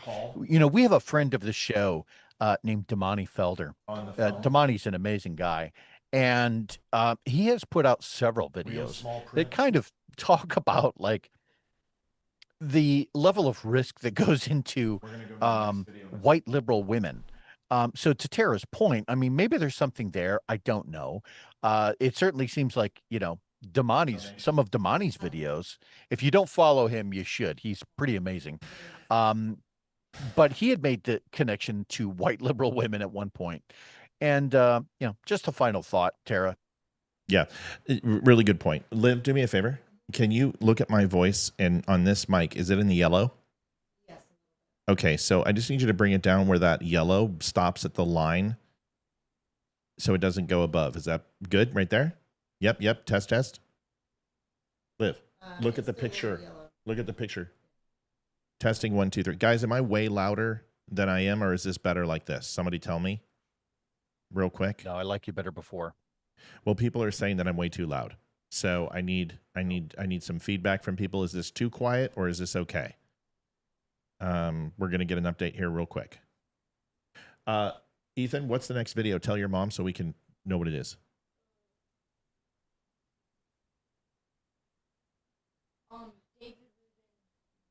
All right, so I'm set this one up real quick. Better, voice is better. Okay, great. So Megyn Kelly. Oh, by the way, folks, the reason why we're doing this, Ethan's here, Olivia's here, I'm over here in the wrong station, is we lost our video processor, which controls all of our cameras in the whole show, and it died. And it just literally quit. Power supply does not work, and the card itself is fried. I've tried to test both. We're going to have to go and replace those. That is a big expense. It's one of the biggest expenses that we had in the remodel was how we run all the cameras. It's a $3,000 piece. I know realistically we're not going to hit that, but we are asking people if they have a chance to donate, please, to help out the show. We desperately need it. We've got Andrea Beal. Thank you so much. $5. We appreciate your help. So if you can, Andrea. We usually don't ask for help. We just say, hey, if we can hit the donation, that's great. But tonight is one of those nights that we're going to have to dig in pretty damn deep right after Christmas. And if you have the ability to help out, we would appreciate it. Thank you. Next video is Dave Rubin and Megyn Kelly are no longer friends. They're on the outs. Dave Rubin is really upset. He's very interesting and he's very smart. And on a lot of things, there is value to be derived from that guy's messaging. I'm sorry. Okay, that's okay. One little gaffe, dude. You've done great. So Megyn Kelly and David Rubin are on the outs. David Rubin, as we know, is openly gay and I believe a Jew. Yes, he's Jewish. Not that has much to do with it, but it does have something to do with it, considering that he was a Democrat. It's a part of his politics. It's a part of who he is, but he is a converted Republican. Megyn Kelly really called him out because Dave said that Megyn Kelly should challenge Candace Owens like she challenged Ben Shapiro. Megyn Kelly didn't like that. So David Rubin decided to make this video. I'm interested to get Leeroy's opinion on this. We'll let him take the first shot at this because I have an opinion on this that might be different than others because people know that I've been going a little bit hard on Megyn. Well, I'm always hard on Megyn, but going hard on Megyn. And I want to be honest with where I'm at now. So, E, go ahead and play the full clip, and then we'll let Leeroy respond. He's very interesting and he's very smart. And on a lot of things, pause it. There is value to be derived from that guy's messaging. I'm sorry, but Just he actually hit the has space bar. a lot of. So, yeah, go ahead and drop me over there, buddy. I want to thank you for the donation from Drew Dixon. Donated $10 through Super Chat. Thank you so much. I appreciate that very, very much. For the graphics card, thank you so much. We appreciate you. The reason I forgot to give you the setup in the video, she's talking about Nick Fuentes. So David Rubin decided to cut up her comments and then put Nick Fuentes' comments over the top here and make this video and release it. So here it is.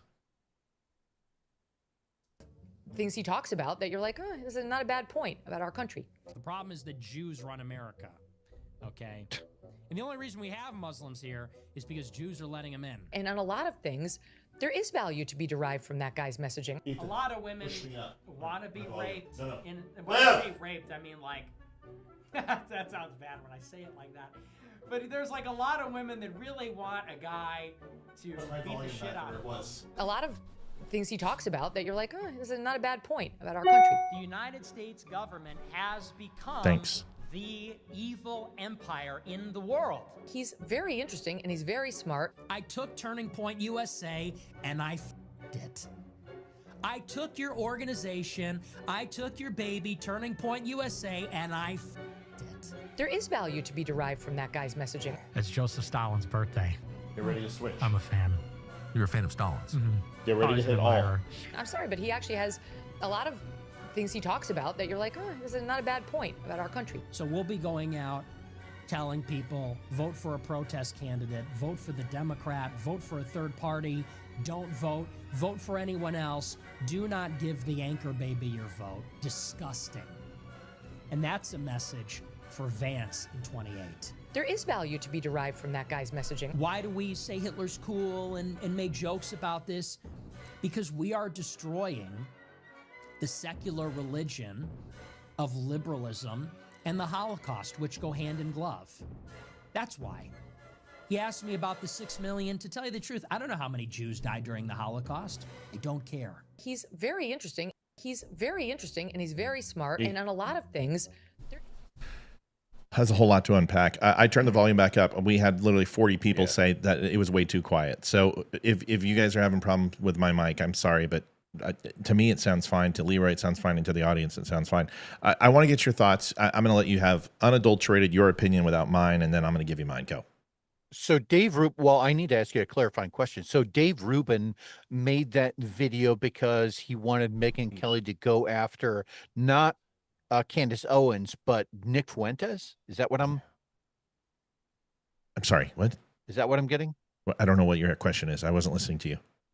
Well, originally you said that Dave Rubin and Megyn Kelly were on the outs. So They're I'm on the asking, outs. was Dave Rubin making that video about Megyn Kelly because he wanted Megyn Kelly to go after Candace Owens or to go after Nick Fuentes? Okay. Dave Rubin wants Candace Owens to repudiate people like Tucker Carlson, Candace Owens, Nick Fuentes, because he believes that they're anti-Semites and that they hate the Jews. Not really think. I mean, they've demonstrated these things. This video, they had this, well, it's not okay. Let me finish. They had this huge falling out online.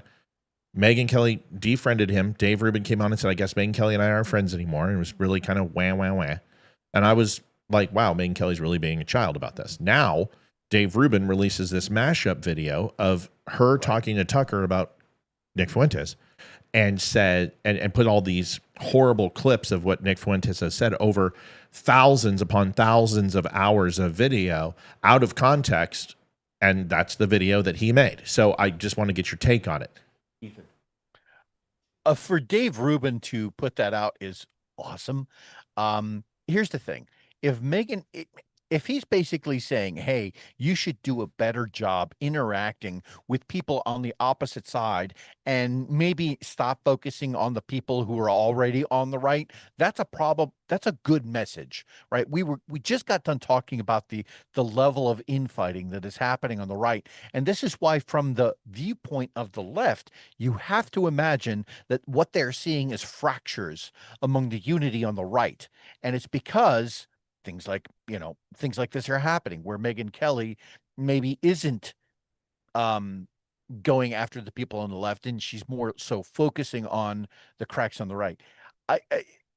As far as Megyn Kelly going after Nick Fuentes, I don't think it's happened enough. I don't think anybody has gone after Nick Fuentes enough.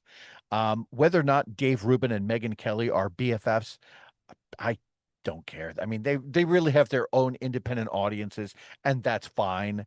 I just wish that the right-leaning podcasters could get their shit together, get their messaging together, and stick to what we were talking about 3 weeks ago. Stick to this idea of, let's debunk the ideas and the policies that are happening on the left, not debunking and tearing each other down who are on the right. And it seems like that's a little bit what Megyn Kelly and Candace Owens had been doing lately. I disagree with that philosophy. I think it doesn't help.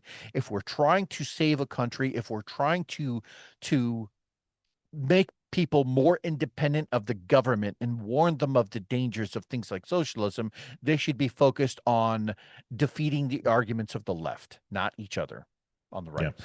So people were asking, is my microphone somehow aligned with other microphones? Ethan, turn up one number 1 and you take this one. Go. Talk. Debbie Boggs. Louder. Right into the mic. Turn it up. Right into the mic. Debbie Boggs. Regardless of the issue, great show, great job, appreciation, Ethan. Thanks. I think it's okay. Pull it down. I think she said apprentices. People are asking if I'm echoing into the mic. I don't know what we're talking about, so I got to listen to this. And I apologize, but this is the technical difficulties that we are having tonight. Let me listen. I think she said apprentices. People are asking if I'm echoing. No, that's not echo. That is a $225 mic versus a $500 mic. That's the difference. This is a Shure, more of a, it's a lower end mic. It's still high quality. It's a good mic, but it's not even remotely close to that. And you're going to hear reverberation. It's going to pick up bounce in the room. So that's what you're hearing. We've turned down the other mics, but Amy uses this mic and she has a very quiet voice. I don't have a quiet voice and it fills the room, and that's why I'm on that mic. So we'll upgrade. Let's deal with the video first. That's going to be a big one. Paul Rivera, 2110. Ethan, read the bottom. Turn it up. Improves. Improvise. Adapt, overcome. Fantastic job tonight. Thank you, Paul. Yes, we are entertained. Okay, go ahead and turn it down. All right. So a quick take on this. I think it's abhorrent. I think Dave Rubin is a chicken shit for doing it. I think anyone that goes ahead and clips sound clips out of context, and then because Megyn Kelly, sorry, this is always good news. JD Stillwell donated $25. Great job on the fly tonight, team. Thank you, JD. We love you. Thank you guys for donating. I think it's cheap because Megyn Kelly didn't say that she appreciated the controversial and despicable things that Nick Fuentes said. She said he has some ideas, and he does. And I've shared a lot of them where I'm like, here's a good idea, and Nick said it. Just like I've told you most of the time, here's Nick's things that he said that are horrible. I have no problem calling everyone out. I think it's chicken shit at Dave Rubin. I think it's cheap, and I think he needs to grow up. It's a horrible thing to do. You can clip. Out of the 10,000 hours I've done, some of the things that I've said, you can make Leeroy sound like a devout racist if you wanted to by clipping things he said out of context. Now, is Nick Fuentes a racist dick? Yes. Is he a sexist? Yes. Is he an anti-Semite? Yes. He's all of those things. But not every single thing out of his mouth is good, and not every single thing out of his mouth is bad. It's your job to listen to those things and decide for yourself and weigh them if he's worth listening to anymore, or if you disassociate. Dave Rubin, it was pretty chicken shit, and I would call him out for it if he was in front of me and say, whether Megyn Kelly is a coward for not challenging these things, it makes you just as disingenuous by clipping a bunch of stuff and putting it together and saying she endorsed it, because she didn't. So that's my take. Next video, tell us. It sounds like it was something that was happening on both sides, to be honest with you. Well, they're both responsible for being childish, just like this whole Con Inc. is. I mean, all of them, every single one of them, from Ben Shapiro to Megyn Kelly to Tucker, they're making the movement about them versus America. And you said it best. You said it best. You said it. You're like, dude, this should be about saving our country, not saving our market share of listeners. It just pisses. This is why we may never be huge. Although tonight is one hell of a good night. We've had sub 200 on in general pop for a while. Ethan, what's the next video, buddy? Tell us. You got to turn up your volume on your mic. We have a caller incoming. Okay, take it. All right, caller. What's your name? Hey, it's Drew from the chat. How are you doing? What's going on, man? How are you? Good. Hey, I was at the MK tour show here in Fort Worth. I've listened to her for a lot of years. I'm retired, so I probably listen to, I don't know, 50, 60 hours a week of news. Mm-hmm. I watched both Dave Rubin plus Megyn Kelly plus Piers plus, I mean, you name it, Tim Pool. I agree with a lot of the chatters that this shit, all this fighting needs to stop. Yeah, me too. I think, so I grew up in Philly, even though I live in Fort Worth now. Fort Worth's way better than Philly. She's an old school 90s Democrat, right? Yes, Just like I am, still. Right. And just the parties, the left just went full commie. I think with, like you guys said, the whole, like, just clipping stuff, I mean, just she'll have him on anytime he wants. All he has to do is get on the show with her, have a sit down, and, discuss their beef. Now, that said, I agree with you guys. I think Megan's been a little lazy about Candace and Fuentes. Fuentes, the only thing she probably knows about him is a couple clips off of Piers, where he does actually sound reasonable for once. And then I think for, yeah, I mean, that's all I wanted to say. I think they need to chill out. If I can, Go ahead. To your point, I think that because Megyn, to your point, was an old school Democrat, as the Democrat Party itself continued to lean further and further left, that left her as looking more like a moderate, and a lot of people on the right maybe mistook that as her being, oh, that's a hardcore Republican right there. And really, it's kind of like the Overton window at work, right? That's how it looks because of how far left the rest of the party had gone. So that's a great point. And Gerald, I want to chime also on what Leeroy said. I've been saying this for a while. We are way too accepting of people into our movement who we listen to, who we covet, who we disseminate and regurgitate information and learn from. I said we were way too quickly embracing Marjorie Taylor Greene for only being in for about 3.5 to 6 months just because of the way she worked in the State of the Union. I didn't think that was a great person to follow. I said it about Lauren Boebert when she went ahead and voted for Kevin McCarthy and then was absent during the vote to ouster him, how Marjorie Taylor Greene broke from the Freedom Caucus with people like Eli Crane and went ahead and voted for Kevin McCarthy. I went ahead and called out Tucker Carlson for being disingenuous and sharing false information. People told me I was crazy. I explained to them that Candace Owens was absolutely a leftist and always was, and also said that Tulsi Gabbard was one of the most progressive legislators we've seen ever in the United States, only second to Kamala Harris in Congress. I'm not saying that these people can't change. What I'm saying is we need to be a little more hesitant with putting our arms around people and saying, lead us to the promised land, when these people have been false prophets in the past. Oh, That's a really 1,000%. If you really think about what Candace had done in the beginning, I think there was some level of confusion between the classical liberals out there versus the new wave liberals of the content that she was trying to put out. And people were confusing that with, oh, this is a new liberal type, and kind of with a little bit of this hint of libertarian vibe in there. And all of a sudden people mistook that for her being a Republican when clearly that's not the case. Yeah. It's a great point, Gerald. I really appreciate the call. It's a good call, man. Make sure where are you listening from? Which platform are you on? Hey, I got to step away for just a hot second. I'll be right back. Go ahead, Gerald. Yeah, I'm in in Justin, Texas, but I actually used to live in Leesburg, like right around the corner from y'all. Oh, yeah? And yeah, listening on YouTube. Okay, YouTube. Well, brother, I appreciate you. We're trying to get your audio in. You've got a super mic on your phone. So, hey, let's do this again sometime. Please call in again, and thanks for calling in, brother. We appreciate you. You got it, boss. Good show. All right, Gerald. Thanks, bud. Go ahead and punch out, close them down. Great call. We appreciate it, and it's good to have a couple of callers on here, especially people who haven't called before. Listen, Leeroy has taken a step away. This gives me a chance to go ahead and tell you a little bit real quick why this is all happening. Usually our show is a lot more fluid. Ethan's killing it. He's doing a great job. He's controlling a board that takes a lot of effort and a lot of work to learn. And I'm over here going, dude, turn that knob. And he's crushing it. So we got to give Ethan some love tonight. They can't hear you until you turn up your mic. Hello. Got to give him some love. And then also Leeroy has stepped in and done an amazing job. So we're really crushing goal, and the reason why tonight is we had a $3,000 piece of equipment that just crushed and died right when we turned on the show. I heard it go zzz, and it was done. No surge, but we have to go buy a new one, and we'll be buying the warranty this time. And just wanted to let you know. So that's why people are donating and helping out so much. You can go to thedumbshow.com/donate. We're funded by you. The entire studio is paid for by our listeners. We have some of the best and most loyal listeners that I've ever seen. We love them to death. What's next, buddy?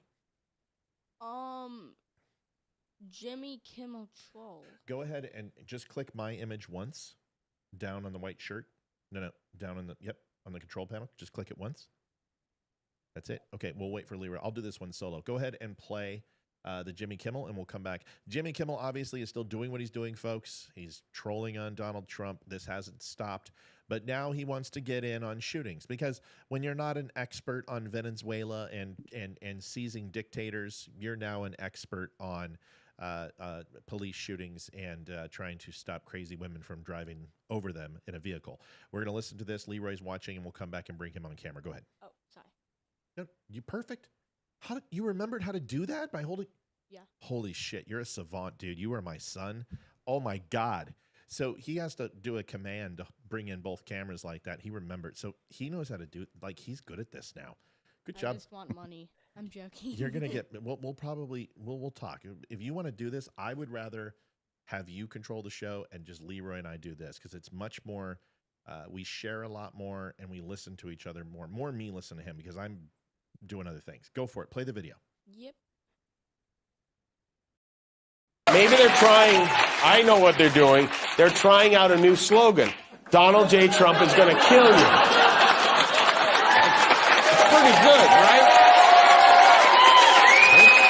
This maniac, he isn't just killing people overseas. An ICE agent today shot and killed an unarmed 37-year-old woman during an ICE operation in Minneapolis. They're there under the guise of protecting us. And, of course, our president weighed in with compassion. He wrote, "I've just viewed the clip of the event which took place in Minneapolis. It is a horrible thing to watch. The woman screaming was obviously a professional agitator. And the woman driving the car, this is the woman who was killed, was very disorderly, obstructing and resisting, who then violently, willfully, and viciously ran over the ICE officer who seems to have shot her in self-defense." Now, I saw this video. It didn't look like anybody got run over to me. It looked to me like a woman got scared and tried to drive away, and they shot her. That'll be for the court to decide. Well, the mayor of Minneapolis, though, had this to say. They are already trying to spin this as an action of self-defense. Refresh the goal. Having seen the video of myself, I want to tell everybody directly, that is bull. This was an agent recklessly using power that resulted in somebody dying, getting killed. And I have a message for ICE. To ICE, get the out of Minneapolis. And switch it. That was the shirt I wanted. Jacob Fry looks like he just got done doing a casting call for Grey's Anatomy 2.0, and he just got done having sex with McSteamy, and just put on his tux that he was at the fundraising ball for kleptomaniacs and narcolepsy of severe order. That's what that guy looks like. He is just a pretentious douche. Leeroy, your thoughts on that? You had a chance to see it. I'm glad you're back from break. But can I say one more thing? Yeah. I'm so proud of you tonight. And I know it's hard and it can be frustrating, but you stepped in and did a really, and you always do a good job. But thank you, buddy. And it honestly shows that you and Ethan can run the show sometime. And we can do it remote. So I just thank you very much from the bottom of my heart for helping us, because it means a great deal. Go ahead. That is why I'm here. You know what? I'll say that having watched that video, I feel like the initial reaction, everyone has these emotional outbursts, right? And that's fine. If you're watching a video and you think to yourself, "Oh my God, this poor woman, she was wronged," fine. That's an opinion, and that's an emotional reaction. But for a mayor, or governor, no, mayor, right? For a mayor to basically tell both. For a mayor to tell a federal agency to get the F out of his city is completely wrong. That is way out of bounds. And that's like saying, hey, FBI, we need you out of our town, but not so politely, right? To say it in those words is so disrespectful to the men and women who are trying to do their job and enforce the law that the city itself would not do, that the city itself would not enforce. Careful. And so for him to say that is so grossly negligent, and is actually, to my mind, inviting more interactions like this. Right. He is basically saying to any potential willful protesters that when they see the next ICE interaction, they should get involved in his eyes. He is inviting more violence on his street because he is putting himself on the side of what I was saying before, the more crime tolerant party. Good job, Governor. Yeah, Mayor. And Governor Walz has been doing the same thing. So it's not like you weren't right in both accounts. Fair enough. We've listened to that. Ethan, what's the next video? The next video is Trump's assassin thud. Yeah, so go ahead and click this. So this Wisconsin man, we got this from one of our viewers, Carrie Spricks. If you could throw recycle the donation and then throw my picture up, bud. Wisconsin man was accused of killing parents to fund Trump assassination plot, has pled guilty to homicide. So this guy, he allegedly stole money to fund a plan to assassinate President Donald Trump. He pled guilty to 2 homicide counts in a deal with prosecutors Thursday, locking himself into 2 consecutive life prison sentences. Nikita Kasap, 18 years old, pled guilty to 2 counts of first-degree intentional homicide in... Okay, don't even... I talked to somebody from Wisconsin today. Gosh darn it. I said that this was never going to enter my life again. Waukesha, Waukesha, Waukesua. I don't give a shit. County Circuit Court in connection with the deaths of his stepfather, Donald Mayer, and his mother, Tatiana Kasap, last year. In an exchange, prosecutors dropped 7 other charges, including 2 counts of hiding a corpse and theft. I mean, holy crap. It's unbelievable. Mentioning Waukesha or Waukesha or however you want to say it in Wisconsin, I wanted to give everyone a quick update. I know I went from a murder, which sucks and it's horrible, to a coffee spot, but I'm going to do it anyway. Don't Unfriend Me Coffee is officially back, and the original. We've got it all there. I'm letting you know prices have dropped. They were $16.99. I've moved them to $15.99, and shipping has stayed the same. If you have a penchant for wonderful, beautiful, robust coffee, we have the best. And I'm telling you right now, if you get the Moab and get a French press, it'll knock your socks off. Go to thedumbshow.com. We are officially taking orders right now, and our old coffee producer is our new coffee producer with all the equipment, and he trained and apprenticed under Matt Hawley, and Ryan is going to taking over our business. And if you don't know this guy is also a wood fire pizza guy who owns his own restaurant, Wood Firing Pizza, and he has his own winery. as well, where he bottles and makes his own wines, and he's getting into the coffee business, and we are his first customer. So if you have not had a chance, same bag, same coffee, same taste, same everything, but $1 cheaper, go over to the Don't Unfriend Me Show right now and buy yourself some coffee. Ethan, I just was just a news update. I really didn't want to do anything about talking about this. Let's go to the next one because we're running out of time. And what's the next one, buddy? Tell me first. All right, so go ahead and click on this. Leeroy, did you have a chance to go ahead and click it, son? This is about. I was going to ask a chance if you had an opportunity to hear this. You can read this off if you would like. This is from Hilton after we do this donation.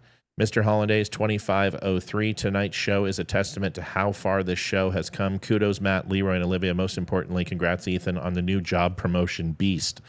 2503. Thank you, my brother.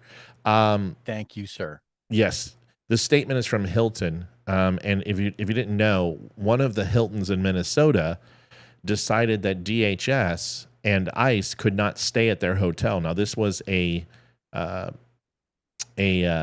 expansion property, so it's what do you call those? Not a corporate, not a corporate office, but a franchise. So this is a franchise Hilton. So they put it out, and Hilton heard about it, and they said no DHS, no ICE. And then this is the statement that they put out. So Leeroy, you can go ahead and read this off, and then we'll show the video. Sure. It says the independent hotel owner had assured us that they had fixed this problem and published a message confirming this. A recent video clearly raises concerns that they are not meeting our standards and values. As such, we are taking immediate action to remove this hotel from our systems. Hilton is and has always been a welcoming place for all. We are also engaging with our franchisees to reinforce these standards. We hold them to across our system to help ensure this does not happen again. So interesting. Liquor, we will not be doing bourbon and wine because Virginia's laws are absolutely stupid. But that doesn't mean that we won't have it here if you want to visit us and we can possibly sell a bottle of. We already have a whiskey provider. We already have our own whiskey. It's right behind me. Leeroy just needs to get out here. So the distillery that we are good friends with makes a pretty mean Southern Comfort style, but not as sweet. Pretty tasty drink. Here's the video. So they put out this testament, this statement, and then this happens. Right. I mean, it's hilarious. So this is the video of what happened, and Nick Sorter got involved and tried to go and rent a hotel room, and this is what happened. Go ahead and press play on the video. Just go to the next slide. There you go, buddy. Good job. Here we go. We have this Minnesota hotel that is bitter and hateful enough to practice discrimination against ICE officers, against DHS employees, but also stupid enough to say so in some of the emails where they essentially telegraph it, no ICE here at the inn, no room for DHS here in our hotel. So the proper waves of indignation pour down on this hotel. The Hilton people look for 10 minutes like they've done the right thing and cut ties with the hotel. Then this independent journalist, this Nick Sortor guy, goes in there, tries to get a room as an ICE agent, and they don't let him, proving that the policy might still exist. So amid all of this tangle of whether a company gets to do this, or whether an individual hotel gets to do this, it is funny that we seem unified as a country that you can't say no blacks, no Jews, no Hispanics, no Episcopalians or anything like that, racial or religious bigotry, but you can practice political bigotry.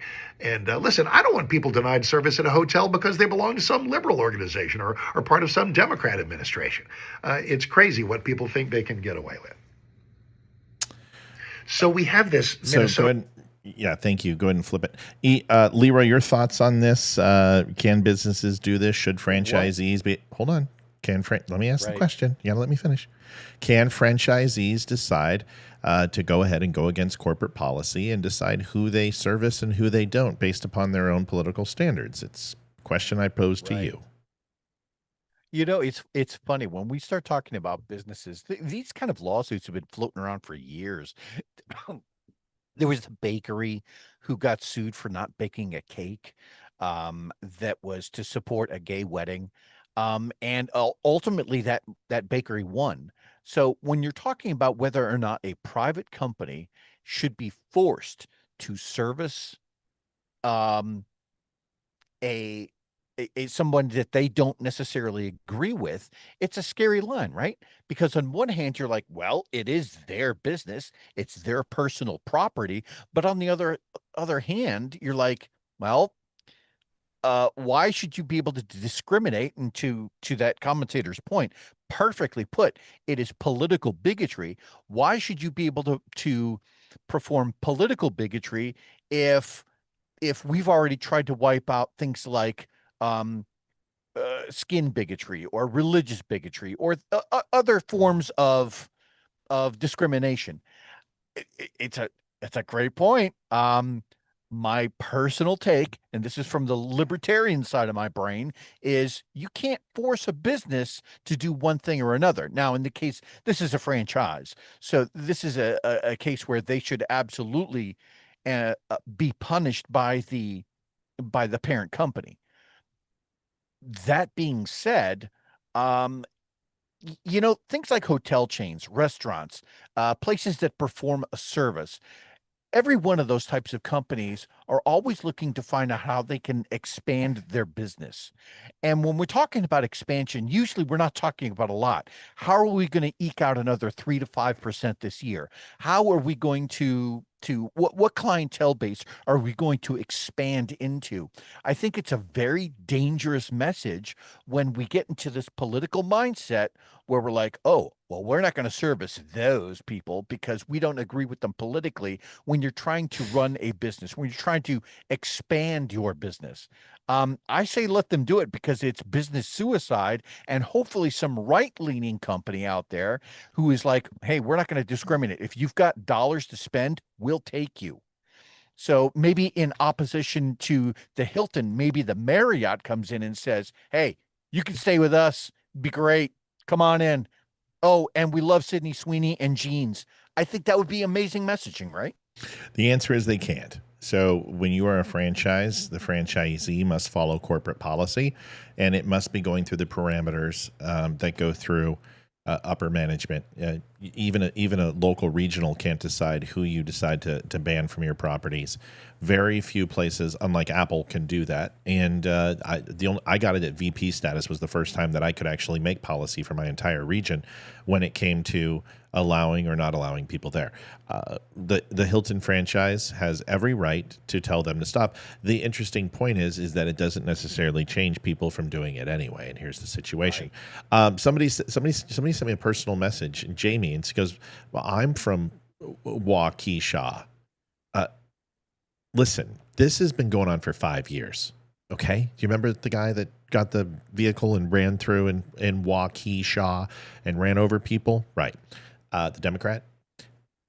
I got a video that had unbelievable. It was like something like 130,000 interactions on this video, and it was up in the 2 million areas. One of my biggest videos. And I said Waukesha because that's the way I looked it up, and it said it, and then it's Waukesha, I guess, or Waukesha. Other people say it that way too. I don't care. I love that you're from there. I love that you're from there. I just said 5 years ago, I will never say Waukesha ever again, and I don't give a shit. Guess what? I had to say it today because my coffee guy lives there, and now I had to say it because Jamie and this thing. So I still don't care. I don't care. I love that you're from there. I just don't care to ever pronounce it, okay? So stop cursing me because now I'm probably going to have to say it again tomorrow. So knock it off. All right, what's the next video, E? And I love you, Jamie. Next video is... Yep. Drumroll, please. Brandon Gill Somali. Go to the next one. Okay. We don't have enough time for that tonight. We'll do it tomorrow. Conan Late Night. This is good. This is Conan O'Brien. Conan O'Brien was the king of late night. He was Johnny Carson's. His tutelage was with Johnny Carson in the sense of that he emulated Johnny, that he really appreciated Johnny Carson, and he kind of learned from him to stay out of the political fray, and that you can be a comedian or you can be a politician, but you can't be both. And it's a really good point.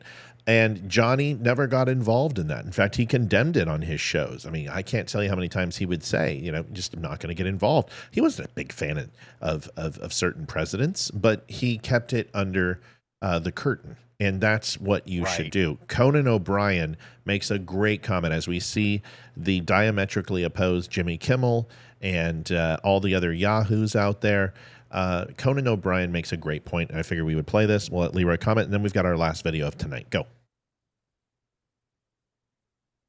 I think some comics go the route of, I'm going to just say F Trump all the time, or that's their comedy. And I think, well, now a little bit you're being co-opted because you're so angry. You've been lulled. It's like a siren leading you into the rocks. You've been lulled into just saying F Trump, F Trump, F Trump, screw this guy, you know, and I think you've now put down your best weapon, which is being funny, and you've exchanged it for anger. And that person or any person like that would say, well, things are too serious now. I don't need to be funny. And I think, well, if you're a comedian, you always need to be funny. You just have to find a way. And you just have to find a way to channel that anger into a way that is, because good art will always be a great weapon, will always be a perfect weapon against power. But if you're just screaming and you're just angry, you've lost your best tool in the toolbox. I think some you almost comics, had it. You almost had it. It was really good, decent. You're going to get so good at this, Ethan, that like you'll get right to it, and you don't have to have the earpiece. You can hear me. One more video after this, right? Okay. Well, we're going to talk about this. Leeroy, you get comments on this one. I've been on the last few. Go ahead. What a great perspective, right? When we just got done talking about the Hilton thing, right? When we're talking about trying to stay politically neutral, right? How great would it be if some people who are just pissed off enough, maybe tired of hearing Jimmy Kimmel every 10 seconds go on with another Trump jab, or any one of the other, 10 late night show hosts doing the same thing. Wouldn't it be great if Conan O'Brien, who's genuinely funny, and hilarious, talented, wouldn't it be great if all of those ratings kind of drifted his way to someone who is trying to remain more politically neutral, somebody who is trying to appeal to the broader audience? Exactly what my point was with the Hilton / maybe the Marriott story. That's exactly my point. Yeah, he retired, so don't go watch him, watch us. So, folks, just FYI, last time to donate, we are going to pull and pop smoke here. We lost our Blackmagic box and graphics card, which held 8 bays of cameras in it, and this thing went kaputs. So we are having to replace that. That is a $3,000 piece. It's not your responsibility. We're just saying, hey, if you were thinking of donating and helping us out, this would be a great time tonight. I've already bought the first piece. I'm going to run diagnostics. I'm going to shut everything down, try to restart everything, see if it helps. But either way, we are in a position where we're asking for some help. And if you can donate, we would appreciate it. It means the world to us. We're not a fly-by-night company. We're not going anywhere. We're not out there, buying health insurance for illegals, and we certainly aren't going ahead and running daycares and stealing money from the government. We are a mom and pop podcast that has grown over a long period of time, and your help is consistent with our success. So with no further ado, what's the last video, E-Dog? There was actually 2 more videos. Just tell me which ones. Whoopi is nuts. Whoopi? Whoopi is nuts, and Stephen F. Smith and Stephen F. Smith is good. It's perfect. So this is Stephen S. Smith, who I've hit on the show and said that some of his takes are crap. This is not crap. This is a beautiful take, and you need to hear it. And it's serious, and it's intense, and it's a great way to end the show. So with no further ado, if you haven't had a chance to donate, please do. Take a listen to this, and then, of course, we're going to talk about Friday night and what we're going to bring you. Go ahead. is mental illness in some of these people, Stephen. Well, not I mean, all of them. Time. Nope. You don't get to do that. Don't talk to me about mental illness on the side of the right. But you had people talking about transgender without parental consent. And men transitioning to women and playing in women's sports and thinking that was okay. And people could be incarcerated and they could have sex changes and stuff like that. Oh, no. You don't get to sit up there and just point to the right about that and not act like there wasn't craziness on the left too. I'm a moderate who primarily votes Democrat. And I'm here to tell you something right now. I don't recognize this left. Or not this one. Not the one that I've been seeing over the last few years. I'm a moderate who will lean left on everything but dollars, meaning taxes. I can't stand high taxes in California, New York, New Jersey. Okay? I'm a fiscal conservative with my money. I'm liberal with everything else. And I'm still appalled by how far left the left has leaned. It's disgraceful. No common sense. And oh, by the way, when you talk about woke culture and cancel culture, don't come to me with the Republicans. It wasn't the Republicans that was trying to get people fired for pronouncing the wrong pronoun. That's the left. And you're appealing to a community, and in the meanwhile, you're turning your back on black folks who supported you since the 60s. Don't get me started with all of that. I got a lot of problems with Trump. I got a lot of problems with some of the things that I've seen from the Republican side. Most recently and then more immediate is the Affordable Care Act and the fact that they still haven't had a plan. All these damn years you had an opportunity to have a plan. Then we still wait for the GOP to have a damn plan. You holding up everything, but you ain't got no damn plan. That's disgraceful. All of them. But I'm not going to act like it's just them. Oh, hell no. The left, the extreme left is what I'm talking about, not the moderate left. The extreme left is a damn problem.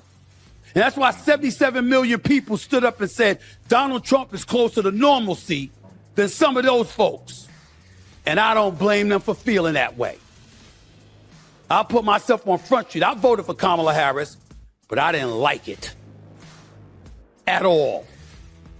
I just didn't trust Trump because I thought what would happen, what has been happening, would happen in terms of stuff in the streets. That's a subject for another day. That was a perfect Ethan, that was a beautiful transition. I am so good. Yeah, that was flawless. Like that's how you cut a scene and you crush it. You got it on the last scene, bro. It was perfect. Good. Listen, Stephen A. Smith, I think people like Stephen A. Smith, like Bill Maher, like Crowder, like Mike Rowe are so important. You know what? And this show is so important to information is because you guys are like, well, Matt was barking at Megyn Kelly the other day, or he was going off on Nick Fuentes, and then today he defends him. Because I don't defend people. I defend or condemn ideas, especially the ones that are emotional based or based on fallacy or based on hypocrisy. And I support, no matter who the person is, when they're based on fact, intelligence, and deductive reasoning.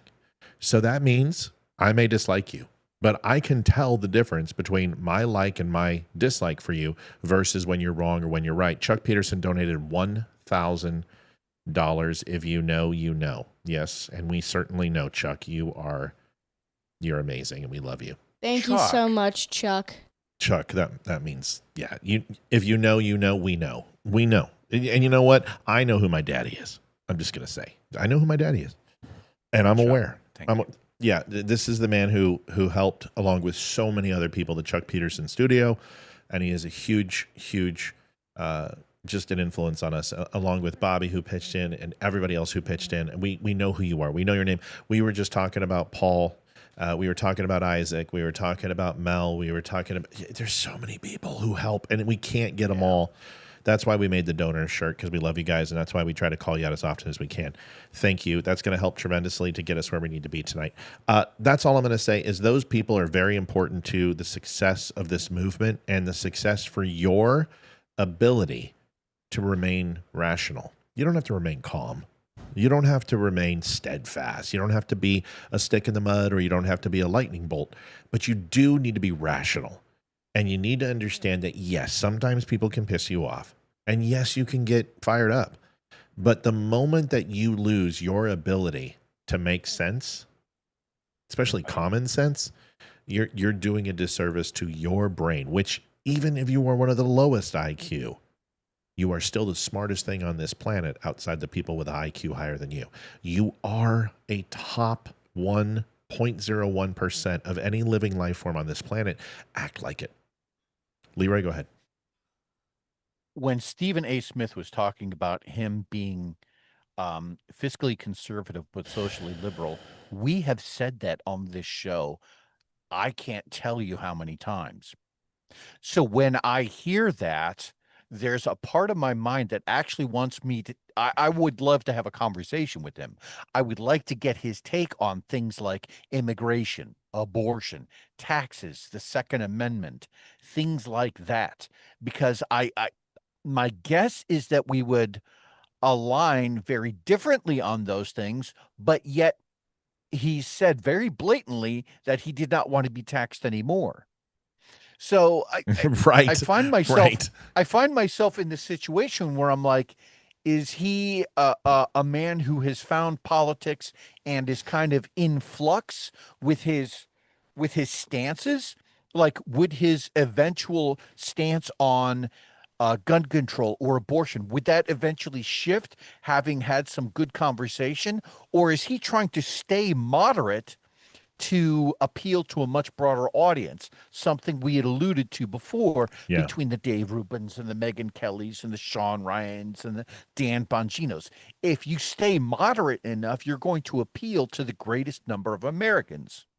So I really want to have more of a conversation with the guy now. And I'm a little bit dubious about his position. I am too. And that was what I was going to say, is most people that go, hey, I am a moderate, they're not. Yeah. Most people who have to tell you what they are, they usually aren't.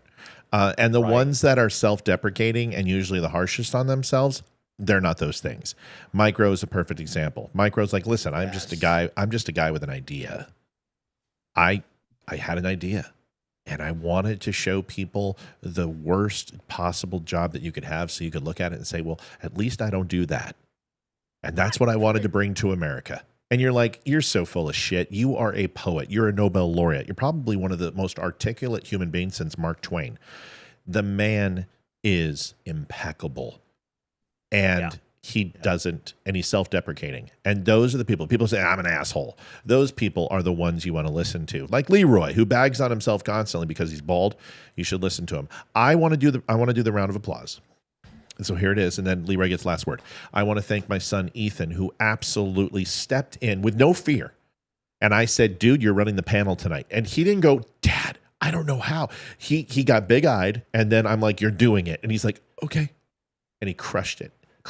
Helped, got this show. Amazing revenue night.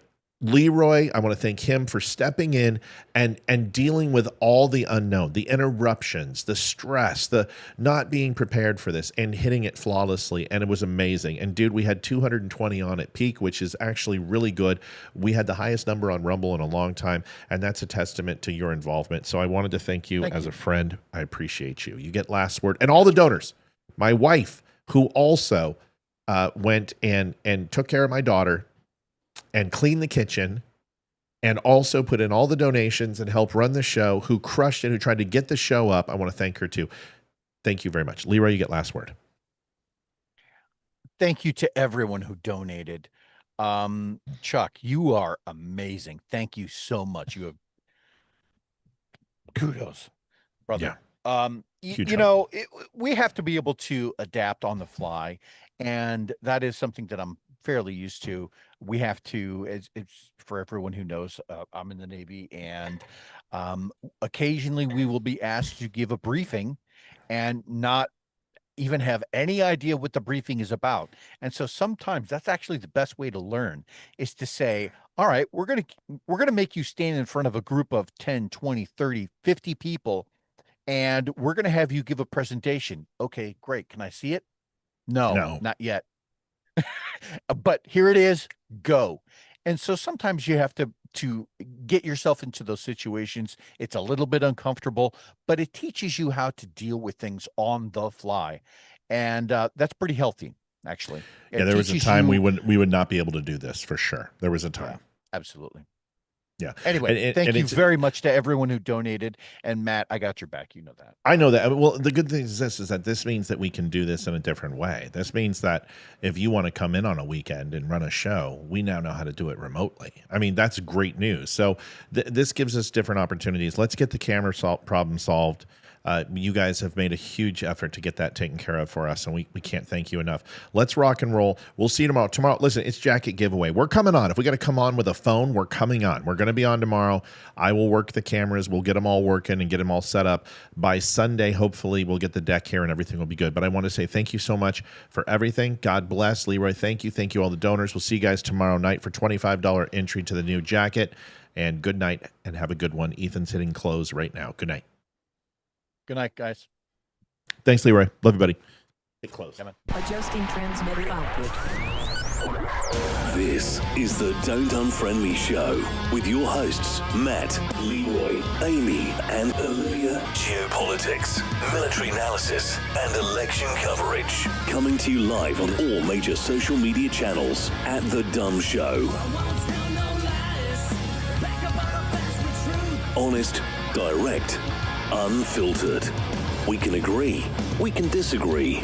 Just don't unfriend me.